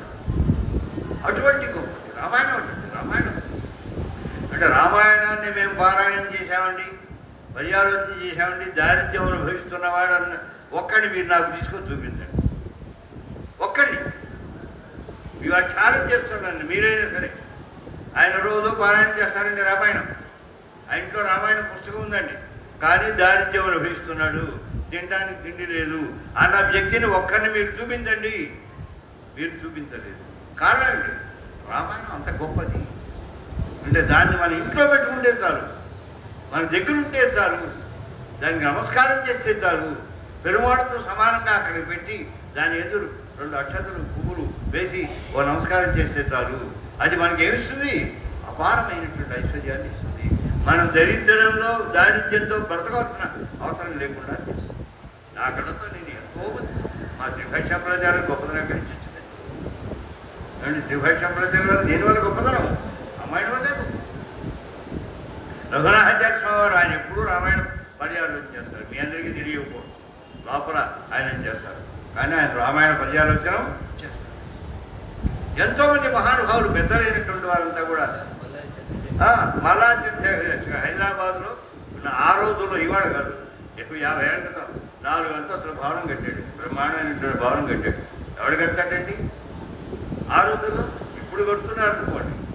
ఆ రోజుల్లో దేని మీద? కేవలం రామాయణాన్ని ఆధారంగా చేసుకుంటాం. ఒకసారి మా ఊరు వచ్చాడు, కొవ్వూరు వచ్చాడు. చంద్రశేఖర్ గారు ముందు కూర్చున్నాడు. కూర్చుని ఆయన ఉపన్యాసం చెప్తాను. నేను వెనకాల, నేను అక్కడ కాలేజ్ లెక్చరర్గా ఉన్నాను. అందువల్ల నేను నామాలకు పెట్టుకుని నేను కూర్చున్నాను. మా దూరంలో ప్రభాకర్ శర్మ ఆయన పెట్టాడు. సరే వెళ్ళాం. చేస్తుంటే ఆయన కూర్చొని చెప్తున్నాడు. అయ్యా ఒక రహస్యం చెబుతాను అంటున్నాడు ఆయన. మళ్ళా తెలిసేది ఏమిటి రహస్యం? ఇదిగో, ఏమైనా ఎవరైనా అనుకోండి, రామాయణాన్ని వైష్ణవులు స్వాధీనం చేసుకున్నారు అన్నాడు. అక్కడ అందరూ స్మార్తులే. మేముండే గౌతమి నగర్లో 200 ఇళ్ళు 300 అందరూ స్మార్తులే. కొవ్వూరులో నేను ఒక్కడే వైష్ణవుని. అక్కడెక్కడో ఊరు చివర కళ్యాణ వెంకటేశ్వర స్వామి ఉంటే ఆ విగ్రహాన్ని నేను మళ్ళీ ఊరు మధ్యలో కళ్యాణ వెంకటేశ్వర స్వామి ఆలయం ఏర్పాటు చేయించి అక్కడ విగ్రహ ప్రతిష్ఠ చేయించి నమాను వారిని పెట్టి వరవర ముందులు పెట్టి రామానుజు వారిని అక్కడ ప్రతిష్ఠ చేసి రామానుజు జయంతి ఉత్సవాలు నేను చేస్తున్నాను. చేస్తుంటే వాళ్ళందరూ ఎక్కడో ఊరు చివరి ఉండే వైష్ణవుని పట్టుకొచ్చి రంగరామాచార్య ఊరు మధ్యలో పాచేశారు. మన స్వామివారు అంటే మేము ఆ నిర్మించినటువంటి ఆలయమే నమ్మాడు వారు. ఆలయానికి వాళ్ళు జీర్ణోద్ధరణ చేసి వాళ్ళ పెద్దదిగా ఆలయం నిర్మాణం చేయాలి అంటే నేను వెళ్ళలేకపోయాను, నా దగ్గరికి వచ్చి అడిగాను. స్వామి చెప్పాను అంటే మీ రికమెండేషన్ అన్నారు. ఏమైనా అనుకోండి, నాకేం నేను రికమెండేషన్ అనుకుంటే నష్టమేం లేదు, నేను రాగలిగినా రాలేకపోయినా మీరు మాత్రం వెళ్ళాలి, తప్పకుండా వెళ్ళాలి. మననే ఆ కొవ్వూరు వెళ్ళి కొవ్వూరు ఆలయానికి, ఆ రామాలయం ఆంజనేయ స్వామి ఆలయం చక్కగా. కారణం ఏంటి? లోపల వరవర గుళ్ళు ఉన్నారు, లోపల నమ్మాడు వారు ఉన్నారు, లోపల రామానుజుల వారి యొక్క విగ్రహ విగ్రహం. 86లో నేను రామాను జయంతి ప్రారంభించాను. నా దగ్గర విగ్రహం లేదు. ఊళ్ళో రామానుజుల వారి యొక్క ప్రతిష్ఠ జరగల ఆలయంలో. ఏం చేయాలి అంటే రాజమండ్రి నుంచి మా నాన్నగారి శిష్యులు పురిహేడ వెంకటాచార్య స్వామి వారు ఉంటే, వారి అబ్బాయి గీతా భానుడు అక్కడ వారి దగ్గర రామానుజుల వారి విగ్రహం ఉంటే అది పట్టుకొచ్చేవాడిని. రాజమండ్రి నుంచే రామానుజుల వారి విగ్రహాన్ని పట్టుకొచ్చి కొవ్వూరులో పెట్టుకొచ్చి అక్కడ 3 రోజులు కార్యక్రమం చేసి పెద్దలకు సత్కారం చేసి ఆ తర్వాత మళ్ళీ ఆ విగ్రహం వారు పట్టుకుపోయారు. ఇలా 86 నుంచి జరిగింది. 91 వరకు జరిగింది. అలాగా జరిగిన తర్వాత 91 తరువాత మేము అక్కడ రామానుజుల వారికి ప్రతిష్ట చేశాం. కుంభకోణం అద్భుతమైన విగ్రహాలు చెప్పించాం. అప్పుడే మాకు చిరంజీవి స్వామితో పరిచయాలు లేవు. 96 వచ్చింది. 96 వరకు మేము నిత్యము రామాను జయంతి చేస్తూనే ఉన్నాం. ఓసారి ఆయన అన్నాడు, మేమంటే రామాను జయంతి చేయట్లేదు స్వామి, మీరు చేస్తున్నారు, మేము ఒక్కసారి అక్కడికి వస్తాం, మీరు వస్తే చాలా సంతోషం. నాకు అంతకుముందు 94, 95లో అక్కడ కార్యక్రమాలకు వస్తే నేను వెనకాల లాస్ట్ బెంచ్లో కూర్చునేవాడిని. దగ్గరికి వెళ్ళేవాడిని కదా, వెనకాల కూర్చుని నాదోని వెళ్ళిపోతున్నా ఆ తర్వాత బలాత్కారంగా నన్ను తీసుకుని వెళ్ళి ఆయనతో పరిచయం చేశాను. ఆ పరిచయం అది భగవత్ సంకల్పం, అది అద్భుతంగా జరిగింది. వెంటనే నా ఆచార్య పీఠానికి సెక్రటరీ అన్నారు, ఇంకోటి అన్నారు. అక్కడి నుంచి ఒక 96 నుంచి బాగా అనుబంధం, గరిష్టమైనటువంటి అనుబంధం. అప్పుడు వారు అన్నారు, స్వామి మేము ఇద్దరు విడివిడిగా ఎందుకు రామాను జయంతి చేయడం, మీరు కూడా మాతో పాటు కలిస్తే మన ఇద్దరం కలిసి చేద్దామన్నారు. అప్పుడు సీతానగర్లో రామాను జయంతి నేను ప్రారంభం చేసి నిత్యము నేను అక్కడి నుంచి కొవ్వూరు నుంచి అక్కడ వెళ్ళేవాడిని. రామాను జయంతికి 2 రోజులు 3 రోజులు అక్కడ ఉండేవాడిని. ఆ జయంతి అయ్యేది, అయిన తర్వాత నాదో నేను తిరిగిపోయాను. ఇలా జరిగేది. ఇలాగ మేము ఆ సంప్రదాయాన్ని బాగా అలా ప్రచారం తీసుకొచ్చాం. సరే, ఆ విషయం అలా ఉంచాలి. ఇక్కడ రామ మహాబాహో చెడు గుఖ్యం సనాతనం ఏన సర్వాన్ అరీన్ వత్స సవరే విజయిషిసి ఆదిత్య హృదయం పుణ్యం సర్వశత్రు వినాశనం. ఈ సర్వశత్రు వినాశనం అర్థం చేసుకోవాలి. అనేక ఆంతర శత్రువులు ఉంటాయి. అంటే మనకు అహంకారం ఒక శత్రువు, మమకారం ఒక శత్రువు, దమ్మం ఒక శత్రువు, ఏమండి ఈ మోహం ఒక శత్రువు.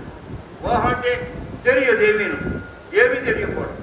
దమ్మం అంటే నాకే తెలుసును అనేటువంటి, ఏమండి మరి అహంకారం అంటే నేనే చేస్తా, అన్నింటికి నేనే, ఇంకోరెవరు చేయడానికి లేదు.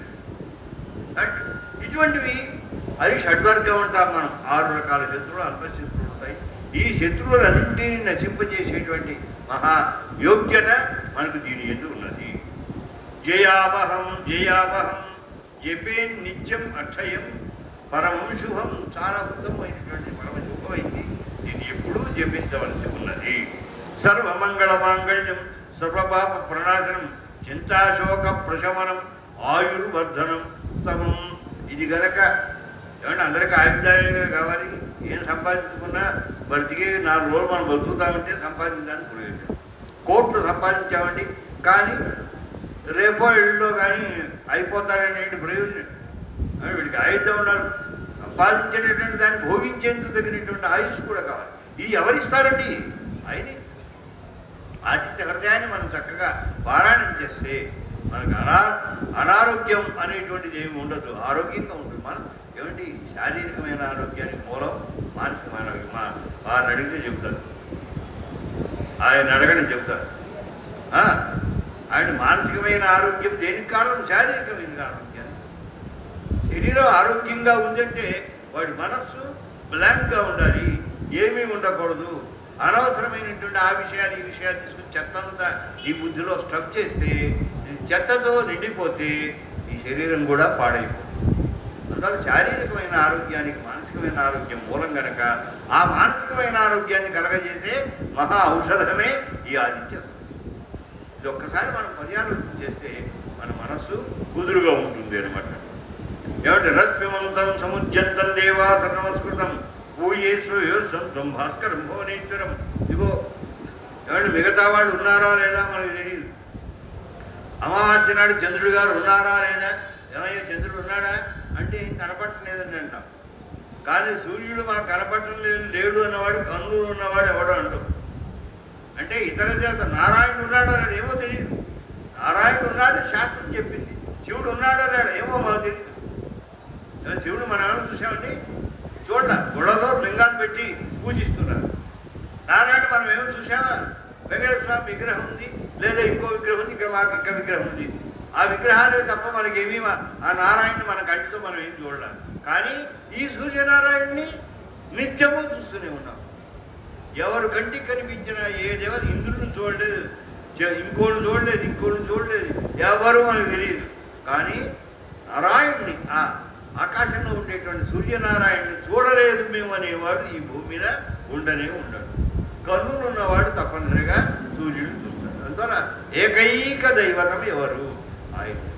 అందువల్ల రశ్మిమంతం సముద్యంతం దేవాసుర నిషేవిత నమస్కృతం పూజేశ్వర బిభస్వంతం భాస్కరం భువనేశ్వరం సర్వదేవాత్మకోశేష. అంటే ఎందుకంటే ఆయన్ని పూజించాలండి. ఆయన్ని పూజిస్తే అందరూ అందులోనే ఉంటారు. ఏ పదార్థం తింటే అన్నీ అందులో ఉంటాయో దాన్ని తినమంటారు. అండ్ ఆకు నిండా 50 స్టఫ్ చేసుకుని తింటే ఇందులో ఇంత వస్తుంది, అందులో అంత వస్తుంది, ఇందులో ఇంత వస్తుంది, ఇందులో రానేరాదు, ఇది కడుపు నింపుతుంది, ఇది చెత్త, ఇటువంటి పదార్థాలన్నీ వేసుకుని తింటాం కంటే ఏ ఒక్క పదార్థము తింటే అన్ని గుణములు ఉండి శరీరానికి దృష్టి పుష్టి కలుగుతుందో దానినే మనం స్వీకరించాలి.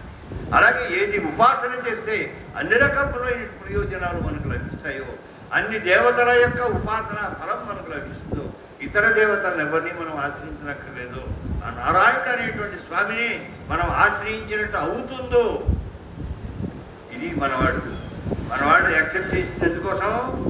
సూర్యనారాయణ ఉపాసన ముఖంగా నారాయణ మండలాంతర్వర్తి నారాయణుడనే జీవుని యొక్క అంతర్యామిగా శ్రీమన్నారాయణుడు ఉంటాడు కనుక ఇది ఒకటి గుర్తుపెట్టుకోండి. మనకు సిద్ధాంతంలో రామంద్రాలు చెప్పారు, ఏ పదమైనా తీసుకో. ఇది బల్ల అన్నా నేను, దీనికి అర్థం ఏమిటండి? బల్ల అని పిలువబడే ఆకారము కలిగిన ఈ వస్తువు లోపల ఆశ్రయించి ఉండి ఒక జీవుడు ఉంటాడు. వాడు కనపడ్డు మనకి, ఇందులో జీవుడు ఉన్నాడు. వాడు చేసుకున్న పుణ్యపాపాలను బట్టి పాప ఫలముగా రాయిలోను, రప్పలోను, చెట్టులోను, పుట్టలోను, బల్లలోను వీటంట్లో పిలుస్తాడు. వాడేమైనా కొద్దిపాటి పుణ్యము చేసుకుని ఉంటే అప్పుడు ఈ బల్ల ఈ రామాయణం అనే పుస్తకం పెట్టడానికి యోగ్యమవుతుంది, లేదా కాళ్ళతో తొక్కడానికి పనిచేస్తుంది, కింద విరగొట్టడానికి పనిచేస్తుంది, పొయ్యిలో పెట్టుకోవడానికి పనికొస్తుంది. మిగతా వాడికి దేనికి పనికిరాదు. కానీ ఇందులో ఉన్న జీవుడు చేసుకున్న పుణ్యం వల్ల ఇదేమిటవుతుంది? ఒక ఉత్తమ పుస్తకం పెట్టుకోవడానికి స్థానముగా ఇది ఏర్పడింది. ఇది మనకు కనపడదు. ఎంతసేపు బల్ల కదండి, ఏదో వాడు చేసాడు, వడ్రంగా చేశాడు, బల్ల అది ఉంది, మనం తీసుకొచ్చి పెట్టాము. ఇది అచేతనం. అచేతనములో ఎవడుంటాడు? చేతనుడు విధిగా ఉండి తీరవలను. అందువలనే జీవుడు అణువణువున ఉంటాడు. ఆ సంఘంలో జీవుడు ఉన్నాడు. ఇదే దీన్ని నిరూపించడం కోసమే ఆ ప్రహ్లాదుడి కథ, నృసింహస్వామి యొక్క కథ. ఎక్కడున్నాడు నారాయణుడు అంటే ఇందుగలడు అందులేడని సందేహం వరదు చక్రి సర్వోపగతుండు చెప్పాడు జాగ్రత్తగా. ఒడి దగ్గర చక్రి చక్రం పట్టుకుని ఉంటాడు, పిచ్చపిచ్చాడు అయితే వేసేస్తాడు నేను అని హింటించాడు వాడు నాన్నకి. ఇందుగలడు అందులేడని సందేహం వరదు చక్రి సర్వోపగతుండు ఎందెందు వెదకి చూచిన. ఆ విధికేటువంటి చూచేటువంటి బుద్ధి నీకున్నది. తదన్వేష్టవ్యం తద్వావపి జిజ్ఞాసితవ్యం. దాన్ని అన్వేషణ చేయాలి. అందులో ఉండేటువంటి అంతఃసారభూతమైన తత్వాన్ని విజిజ్ఞాసితవ్యం, దాన్ని జిజ్ఞాస చేయాలి. నీకు ఆ రకమైన బుద్ధి ఉంటే ఇందులో భగవంతుడు ఉంటాడు. ఏమండి, ఒక స్వామి సాపాడు చేస్తున్నాడు.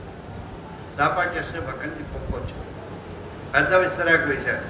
విస్తరాకు వేస్తే విస్తరాకులో అన్ని పదార్థాలు వేశారు. ఈ పక్క నుంచి ఆ పక్క దాకా వేశారు.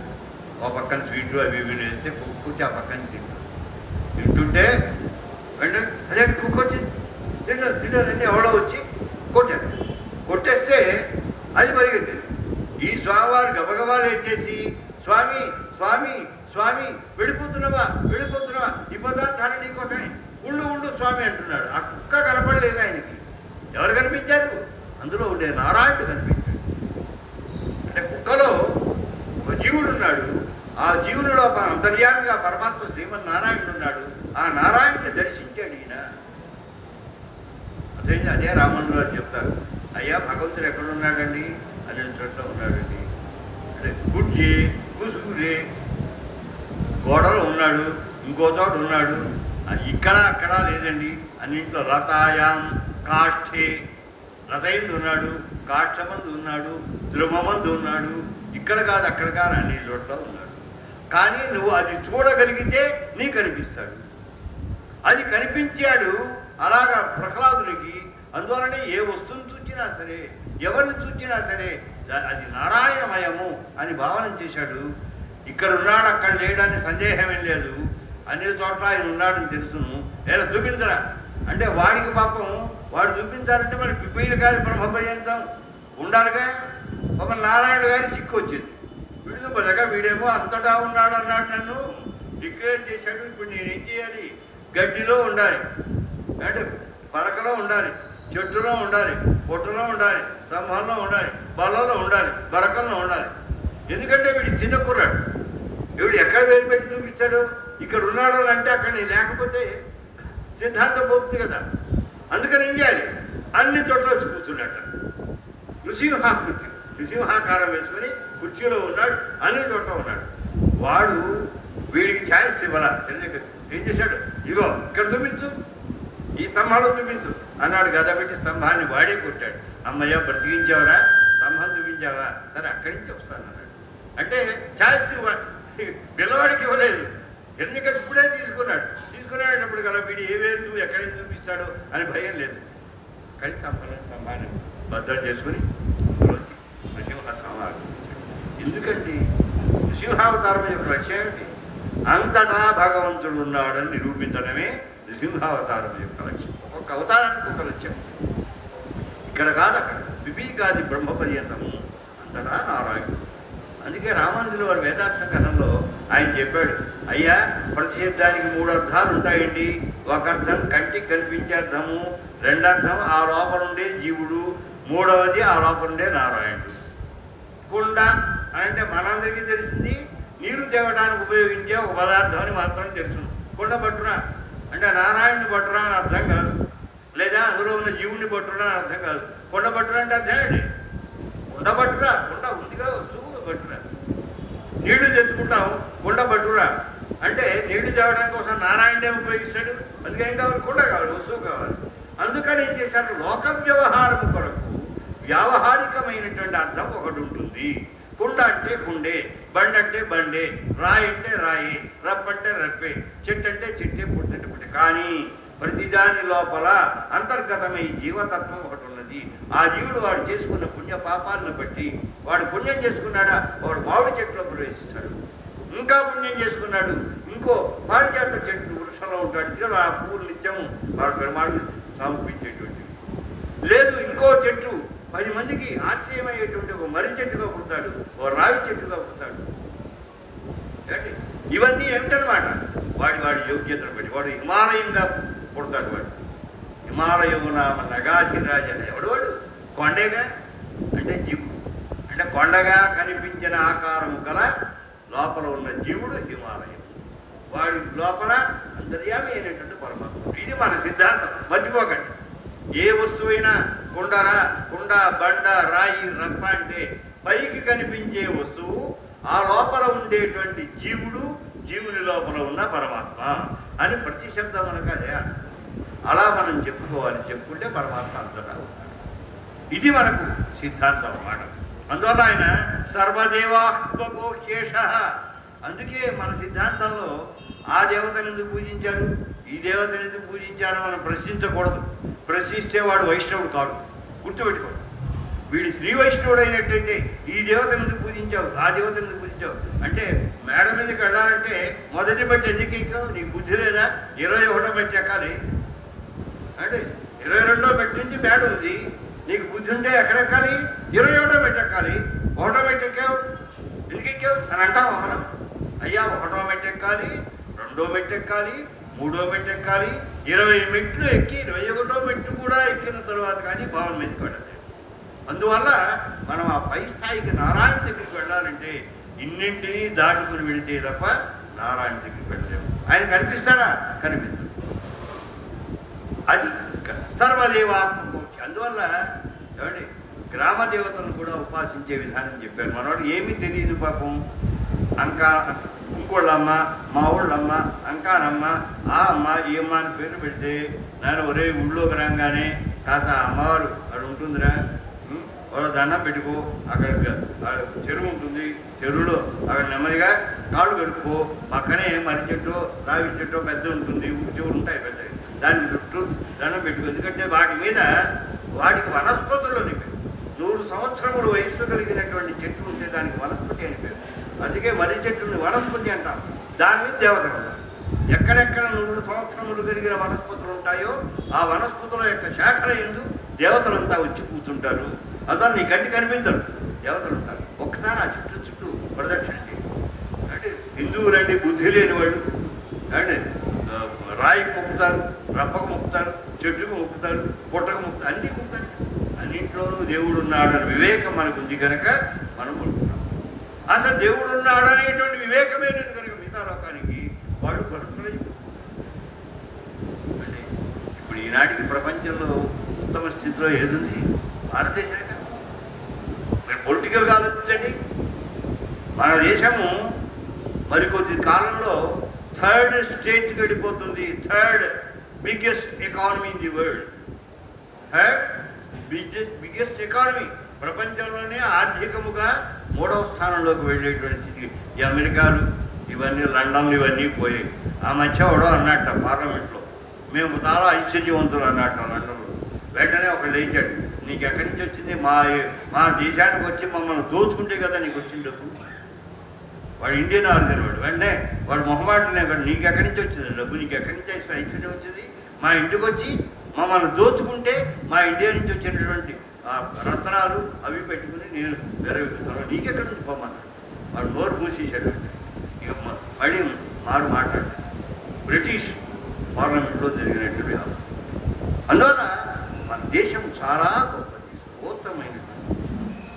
ఎందువల్ల సర్వదేవాత్మకమని మనం భావన చేస్తాం. అన్నింట్లోనూ కూడా దైవం ఉన్నదని భావన చేస్తాం.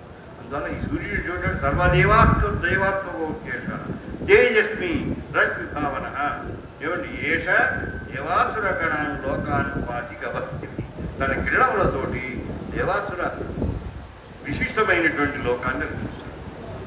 సూర్యకిరణములను రోజుకు ఒక్కసారైనా మన శరీరం ముందు ప్రసరింపజేసుకోకపోతే మనకు వెంటనే రోగం వస్తుంది. అందుకని ఇవ్వాలి తెల్లవారు లేచి. అందుకే నాయన సూర్యుడికి వెళ్ళి ఒకసారి నమస్కారం చేయి. ఒకసారి నమస్కారం చేసేటప్పుడైనా కనీసం ఆ నిమిషంలో 2 నిమిషాలు ఎండలో నిలబడతాడు. సూర్యుడి కోసం ఎదుగుతాడు, వెతికి ఆ ఎండలో నిలబడతాడు. ఎండలో నిలబడకపోతే ఆయన నువ్వు రోగగ్రస్తుడిగా అవుతావు. అందుకని సూర్యుడిని దర్శించని చెప్పారు. అందువల్ల ఆయన తేజస్వి భావన ఏష అని ప్రారంభించి చాలా శ్లోకాలు ఉన్నాయి. ఇందులో ఏమండి ఇక్కడ సప్తసప్తి అని ఒక పేరు. సప్తసప్తి, దేవుడి సప్తసప్తి అంటే సప్తి అంటే కిరణాలు, 7 రకాల కిరణాలు. వాటికి ఏమంటారంటే 7 కలర్స్ అండి. 7 కలర్స్ ఎక్స్పోజ్ అవుతాయి.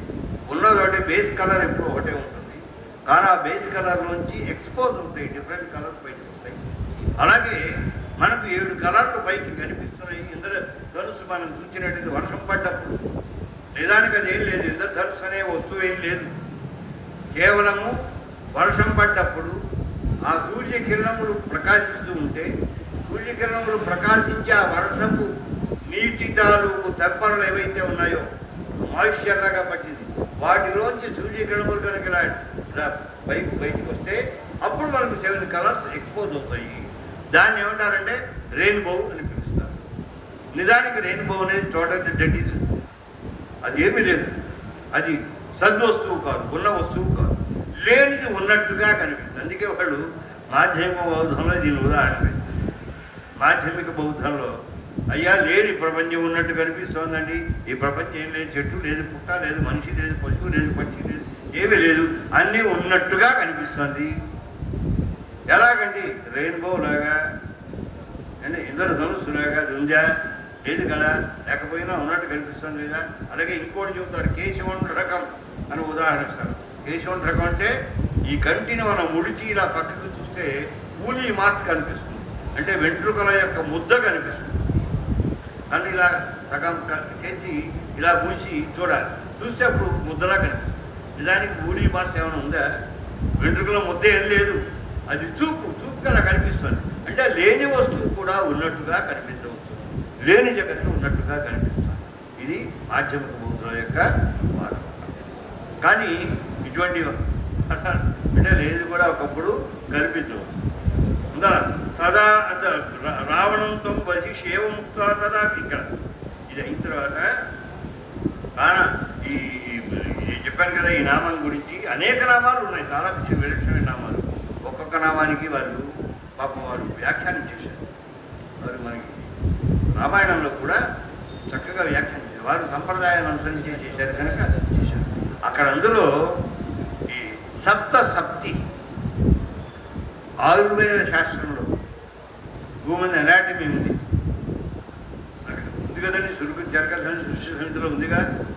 హ్యూమన్ అనాటమీ ఉంది అంటే శరీరంలో ఏ ఏ భాగాలు ఉన్నాయి, ఎక్కడ ఇది ఉంటుంది, నాడులు అంటే ఏమిటి, నాడుల్లో ఏమైనా మధ్యలో రంధ్రం ఉందా, లేకపోతే నాడు అనేది మాలుగా లేకుండా మామూలు ఘనంగా ఉంటుందా, వాటిది పర్పస్ ఆఫ్ నర్వస్ సిస్టమ్, అసలు నాడులు ఎందుకు ఉన్నాయి, నాడులు జ్ఞాన ప్రసారం.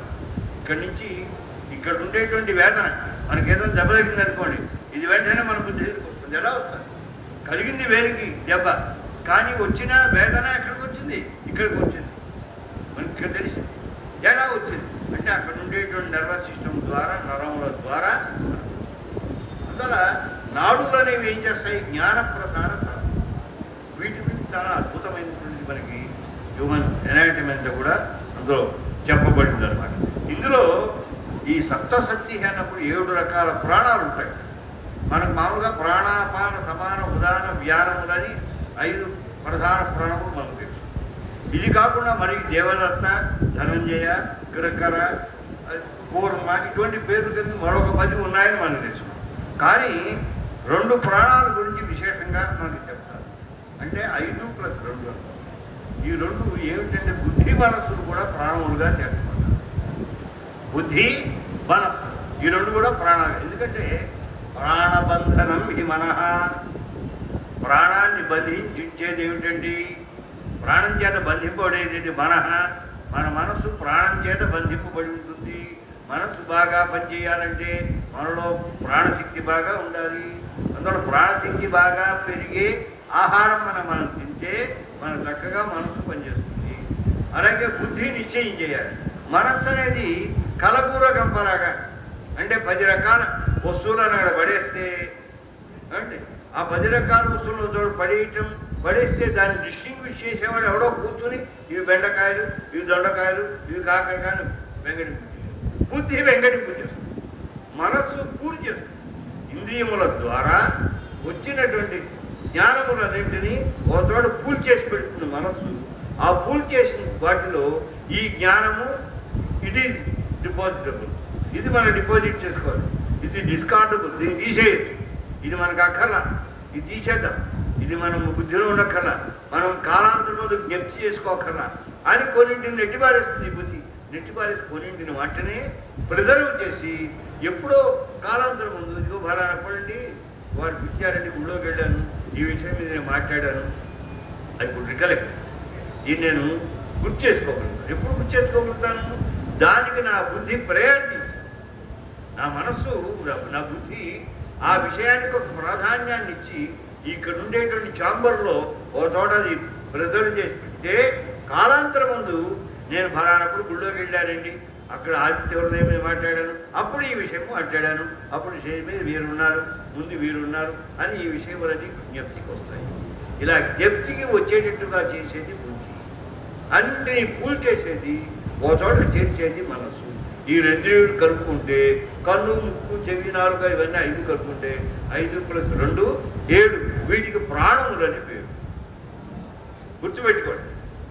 అంటే వీటిని ఇంద్రియములు అంటారు. కన్ను ఒక ఇంద్రియం, చెవి ఒక ఇంద్రియం, ఇంద్రియములు అంటారు. అంటే ఇది పరమైశ్వర్యే అని ధాతు. ఇంద్రియం అంటే పరమైశ్వర్యము కలది, చాలా గొప్పతనము కలవి అన్నమాట. అది సామాన్యంగా అర్థం. ఈ 7ని ప్రాణములను సామాన్య రూపంగా వ్యవహరిస్తాం. బ్రహ్మసూత్రాల్లో మనం చదివితే ప్రాణాధికరణం ఒక అధికరణం ఉంది. అక్కడ మనం దీని గురించి విచారణ చాలా గొప్పగా చేస్తాం. అంటే ఇవి 7 ప్రాణం. ఈ 7 ప్రాణాలకు ప్రచారకుడైన వాడు ఎవడు? సూర్యుడు. సప్తశక్తి, సప్తానాం ప్రాణానాం శక్తి చారక. 7 రకములుగా ఉన్న ప్రాణములను చక్కగా నడిపి వాటి పనులు అవి చేసేటట్టుగా చేసేవాడు ఎవడో ఆయనే సప్తశక్తి. సప్త సంఖ్యాకములైన సప్తులు, గుర్రములు కలవాడు. సప్త సంఖ్యాకా సప్తయ యస్య సప్తశక్తి. అంతేకాదండి, సప్తనామా 7 కాదండి, సప్త అనే పేరు కలిగినది ఒకటే గుర్రము. ఆ గుర్రము కలవాడెవడో వాడు సప్తశక్తి. 7 గుర్రాలు కాదు, ఎందుకంటే బేస్ కలర్ ఒకటే కాదు. బేస్ కలర్ ఒకటి నుంచే మనకు 7 కలర్స్ రిఫ్లెక్ట్ అవుతున్నాయి. అందువల్ల అవి 7 కలర్స్ అని అనుకోండి, కానీ ఆధార భూమిగా ఉన్నది ఒకటే కలర్. అందువల్ల 7 గుర్రములు గలవాడు, సప్త సప్తులు గలవాడు, 7 కలర్స్ గలవాడు కాదండి, ఒకటే కలర్ గలవాడు. 2 అర్థాలు సప్తశక్తి అనే దానికి చెప్పారు. ఇలా చెప్తే 7 రకాల ప్రాణాలకు ఆయన ప్రచారకుడైనట్టు. ఏమండి, ఇలాగ ఇందులో చాలా నామాలు ఉన్నాయి. ఈ నామాలన్నీ కూడా చాలా విశేషంగా మనం చెప్పుకోవచ్చు. చిన్న శ్లోకాలు. ఏష సుప్తేషు జాగర్తి, ఇది ఉపనిషత్తు. ఏష సుప్తేషు జాగర్తి కామం కామం పురుషో నిర్విమాణ. ఈ ఆదిత్య హృదయం నారాయణుని గురించి చెబుతుంది, భగవంతుని గురించి చెబుతుంది అన్నదానికి నిదర్శనము ఈ శ్లోకమే. ఇది ఉపనిషత్తు వచ్చాం. ఏష సుప్తేషు జాగర్తి కామం కామం పురుషో నిర్విమాణ. మనం హాయిగా గుండెలు చేతులు పెట్టుకుని నిద్రపోతుంటే మనకు కావాల్సిన అవసరాలని పాపం రాత్రిపూట నిద్ర లేకుండా మేలుకుని ఆ పరమాత్మ మన హృదయంలో ఉండి ఆయన నెరవేరుస్తుంటాడు. ఆయన నిద్ర ఉంటుంది, ఆయన హృదయం మన హృదయంలో ఉంటాడు. పాప ఆయన చేస్తున్న పాపం ఏమిటో మన హృదయంలో వచ్చి కూర్చోవచ్చు. కూర్చునేటప్పటికల్లా తెల్లవారులు మనం అనుభవించినంత అనుభవించేస్తాం. ఎలాగండి, పాపం చేసామనుకోండి, బాగా పాపం చేస్తే కళ్ళ ద్వారా పాపం కొంత ఖర్చు పెట్టుకుంటాం. గొప్ప పుణ్యం చేసామనుకోండి, కళ్ళ ద్వారా కొంత పుణ్యాన్ని ఖర్చు పెట్టుకుంటాం. ఎలాగండి, పెద్ద సింహాసనం మీద కూర్చున్నట్టు, మహా ఐశ్వర్య సంపన్నమైన గృహంలో పుట్టినట్టు, పెద్ద భవనంలో తిరుగుతున్నట్టు, గొప్ప సమానం పొందినట్టు ఇవన్నీ కళలు వస్తాయి. ఈ కళ వచ్చేటప్పటికల్లా బంచ పుణ్యం పోతుంది. ఇంత పుణ్యం కాస్త పోతుంది అనమాట. ఇలాగ మనకుండే పుణ్యపాపాలను మనం పోగొట్టుకోగా, ఇలా పోగొట్టుకుంటుంటే అవన్నీ పుణ్యాలు పాపాలు పోతూ ఉంటాయన్నమాట. అందువల్ల ఈ పుణ్యపాపముల ఫలాన్ని అనుభవించేవాడు ఎవరు, అనుభవింపచేసేవాడు ఎవరు? పరమాత్మ. అదే చెప్పారు. ఎవరు చెప్పారంటే సహి కర్త. కళలు కంటామండి. కళలు కన్నప్పుడు మరి ఏదో రథం మీద వెళ్ళినట్టు మనకు ఆలోచింది. రథం ఉంది అక్కడ? లేదుగా. గుర్రాలు ఉన్నాయా? లేదు కదా. గుర్రాలు మార్గం ఉందా? లేదు కదా. నత్ర రథా నా రథలేవయ. రథాలు లేవు, రథ వెళ్ళే మార్గాలు లేవు, అశ్వాలు లేవు, ఏమీ లేవు. కానీ అన్నీ ఎక్కడి నుంచి వచ్చాయండి? సహీకర్త. ఆ పరమాత్మ తాను సృజించాడు. ఈ కళ కనేటువంటి దశలో పుణ్యఫలాన్ని మనం అనుభవించాలని పాపం ఆ కళను ఆయన కల్పించినాడు. మనం మహాపాపం చేసుకున్నాం. ఈ పాపం అంతా పోవాలంటే ఇంకా కొన్ని 100 జన్మలు ఎత్తే కానీ పోదు. పాపం మన ఎందుకు కృపాడు ఏంటి? పాపం 100 జన్మలు వీడు ఎత్తాలి. వెర్రివాడు. అప్పుడు ఎప్పుడో నా పేరు, నా నామాన్ని నారాయణ అని అన్నాడు కదా, దానికోసం ఏం చేస్తానండి, వీడి గుండె పాపం తీసి పారేస్తాను అనుకుంటాడు. అనుకుని ఏం చేస్తాడు, ఒక పెద్ద గుంటలో పడిపోయినట్టుగా మనకు కలు వచ్చేది చేస్తాం. మనం గుంటలో పడిపోతాం. కుయ్యో మొర్రో మంచం మించి కింద పడి లేచిపోతాం. లేచిపోతే మనం చేసుకున్న పాపం చాలా వరకు కొట్టుకుపోయింది. ఇటువంటి పనులు పాపం మహానుభావుడు. ఏష సుప్తేషు జాగర్తి. మనం పడుకుని హాయిగా నిద్రపోతుంటే కళ్ళు కంటుంటే ఆయన మేలుకుని ఉంటాడు. కామం ఎవరైనా ఆయన నారాజు. అది చెప్పడం కోసం ఏష సుప్తేషు జాగర్తి భూతేషు బలేషిత ఏషవై ఏమండి నాకం ఏషవైచాగ్నిహోత్రం చ ఫలం చేయవ అగ్నిహోత్రం. ఈయనే అగ్నిహోత్రము, సూర్యుడే అగ్నిహోత్రము. అగ్నిహోత్రాన్ని హవనం చేసేటువంటి వాళ్ళ యొక్క ఫలం కూడా ఈయనే అగ్నిహోత్రం. ఏమండి ఈయనే అగ్నిహోత్రం ద్వారా మనకు ఫలం వస్తుంది, ఐశ్వర్యం వస్తుంది, కామాలు వస్తాయి, అనేకం వస్తాయి యజ్ఞాల ద్వారా. ఆ ఫలం కూడా ఎవరిస్తారు? ఈయనే ఇస్తాడు, నారాయణే ఇస్తాడు. వేదాశ్చ వేదములు ఆయనే, క్రతువులు ఆయనే, క్రతువునాం ఫలమేమోచ చేసేటువంటి క్రతువుల యొక్క ఫలం కూడా ఆయనే. అంతేకాదు యాని కృత్యాని లోకేషు సర్వాణ్యేషు. ఏమండి రవిక్రు ఇది ఏది అనడం ఎందుకండి? మీరు ఏ ఏ పనులు చేసినా చేసినటువంటి పనుల యొక్క ఫలములన్నీ కూడా ఆయనే తప్ప మరెవరు కాదు. ఏ నమాపత్సు కృత్యేషు కాంతారేషు భయేషు చ కీర్తయను పురుష కచ్చిత్ నావధీతతి రాఘవ.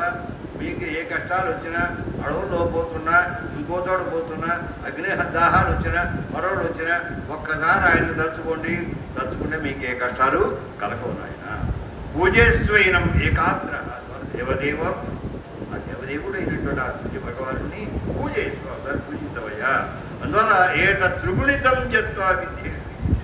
ఇది 3 సార్లు త్రిగుణితంగా మనం యాచించే హృదయాన్ని కనుక పారాయణం చేసినట్టుగా అంటే ఆయన చేయగలడా? యుద్ధం చేస్తున్నాడు, ఆయన పారాయణం చేస్తాడు. మనకి చెబుతున్నాడు నువ్వు కూర్చుని యుద్ధం, మన వాడు రావణాసురుడు బాణాలు వేస్తుంటే కూర్చుని జపం చేయండి, అక్కడ జపం చేస్తాడు, కుదరదు కదా. అందువల్ల ఆయన కాదు చెప్పింది, ఆయన మీరు చక్కగా దీన్ని త్రిగుణితంగా మీరు పారాయణం కనుక చేసినట్టయితే మీరు మీ జీవితంలో జయాన్ని పొందుతారు. అస్మిన్ క్షణే మహాబాహు రావణంతో వధించేసి.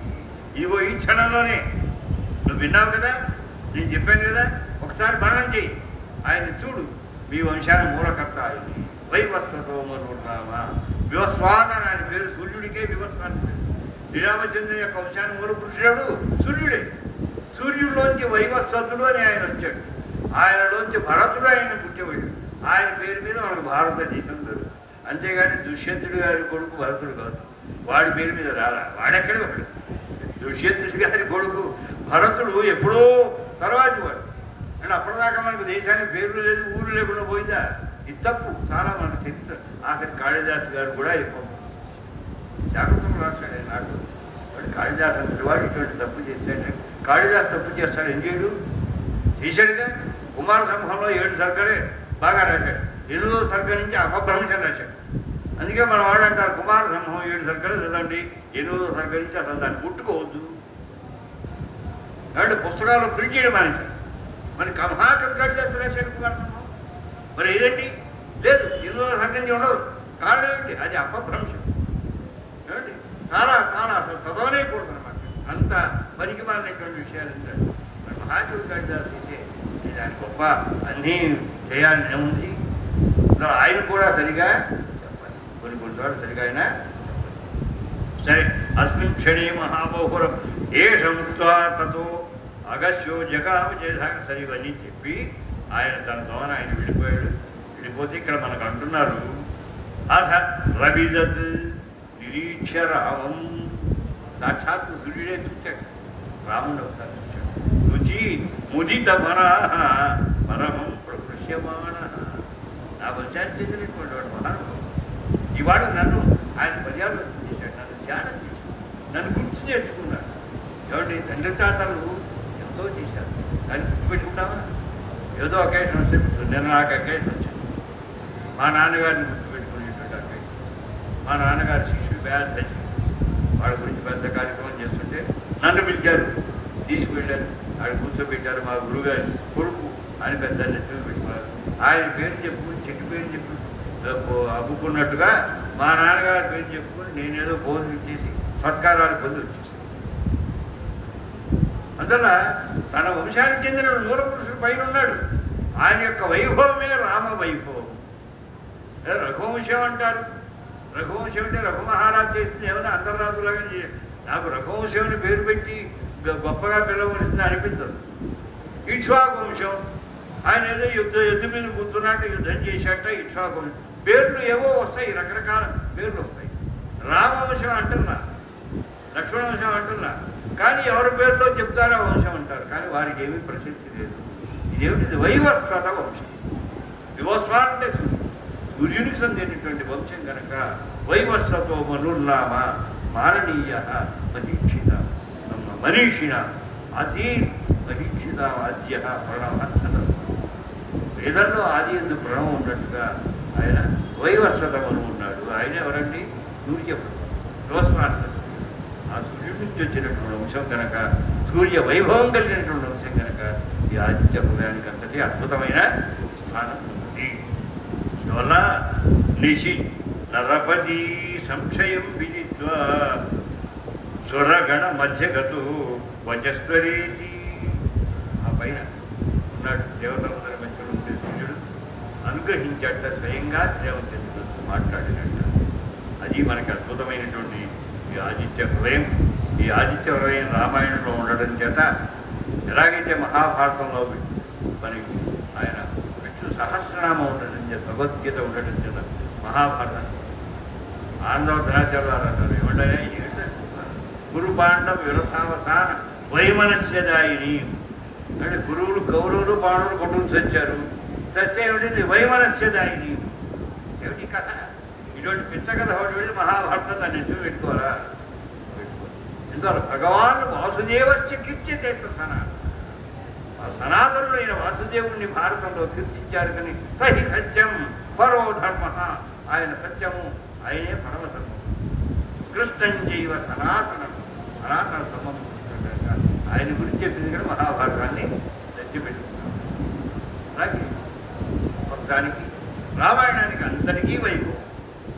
ఆదిత్య హృదయం వల్ల రామాయణం గొప్పతనం వచ్చింది అనుకోకుండా, ఆదిత్య హృదయం వల్ల ఏమి రామాయణం గొప్పతనం రాలా.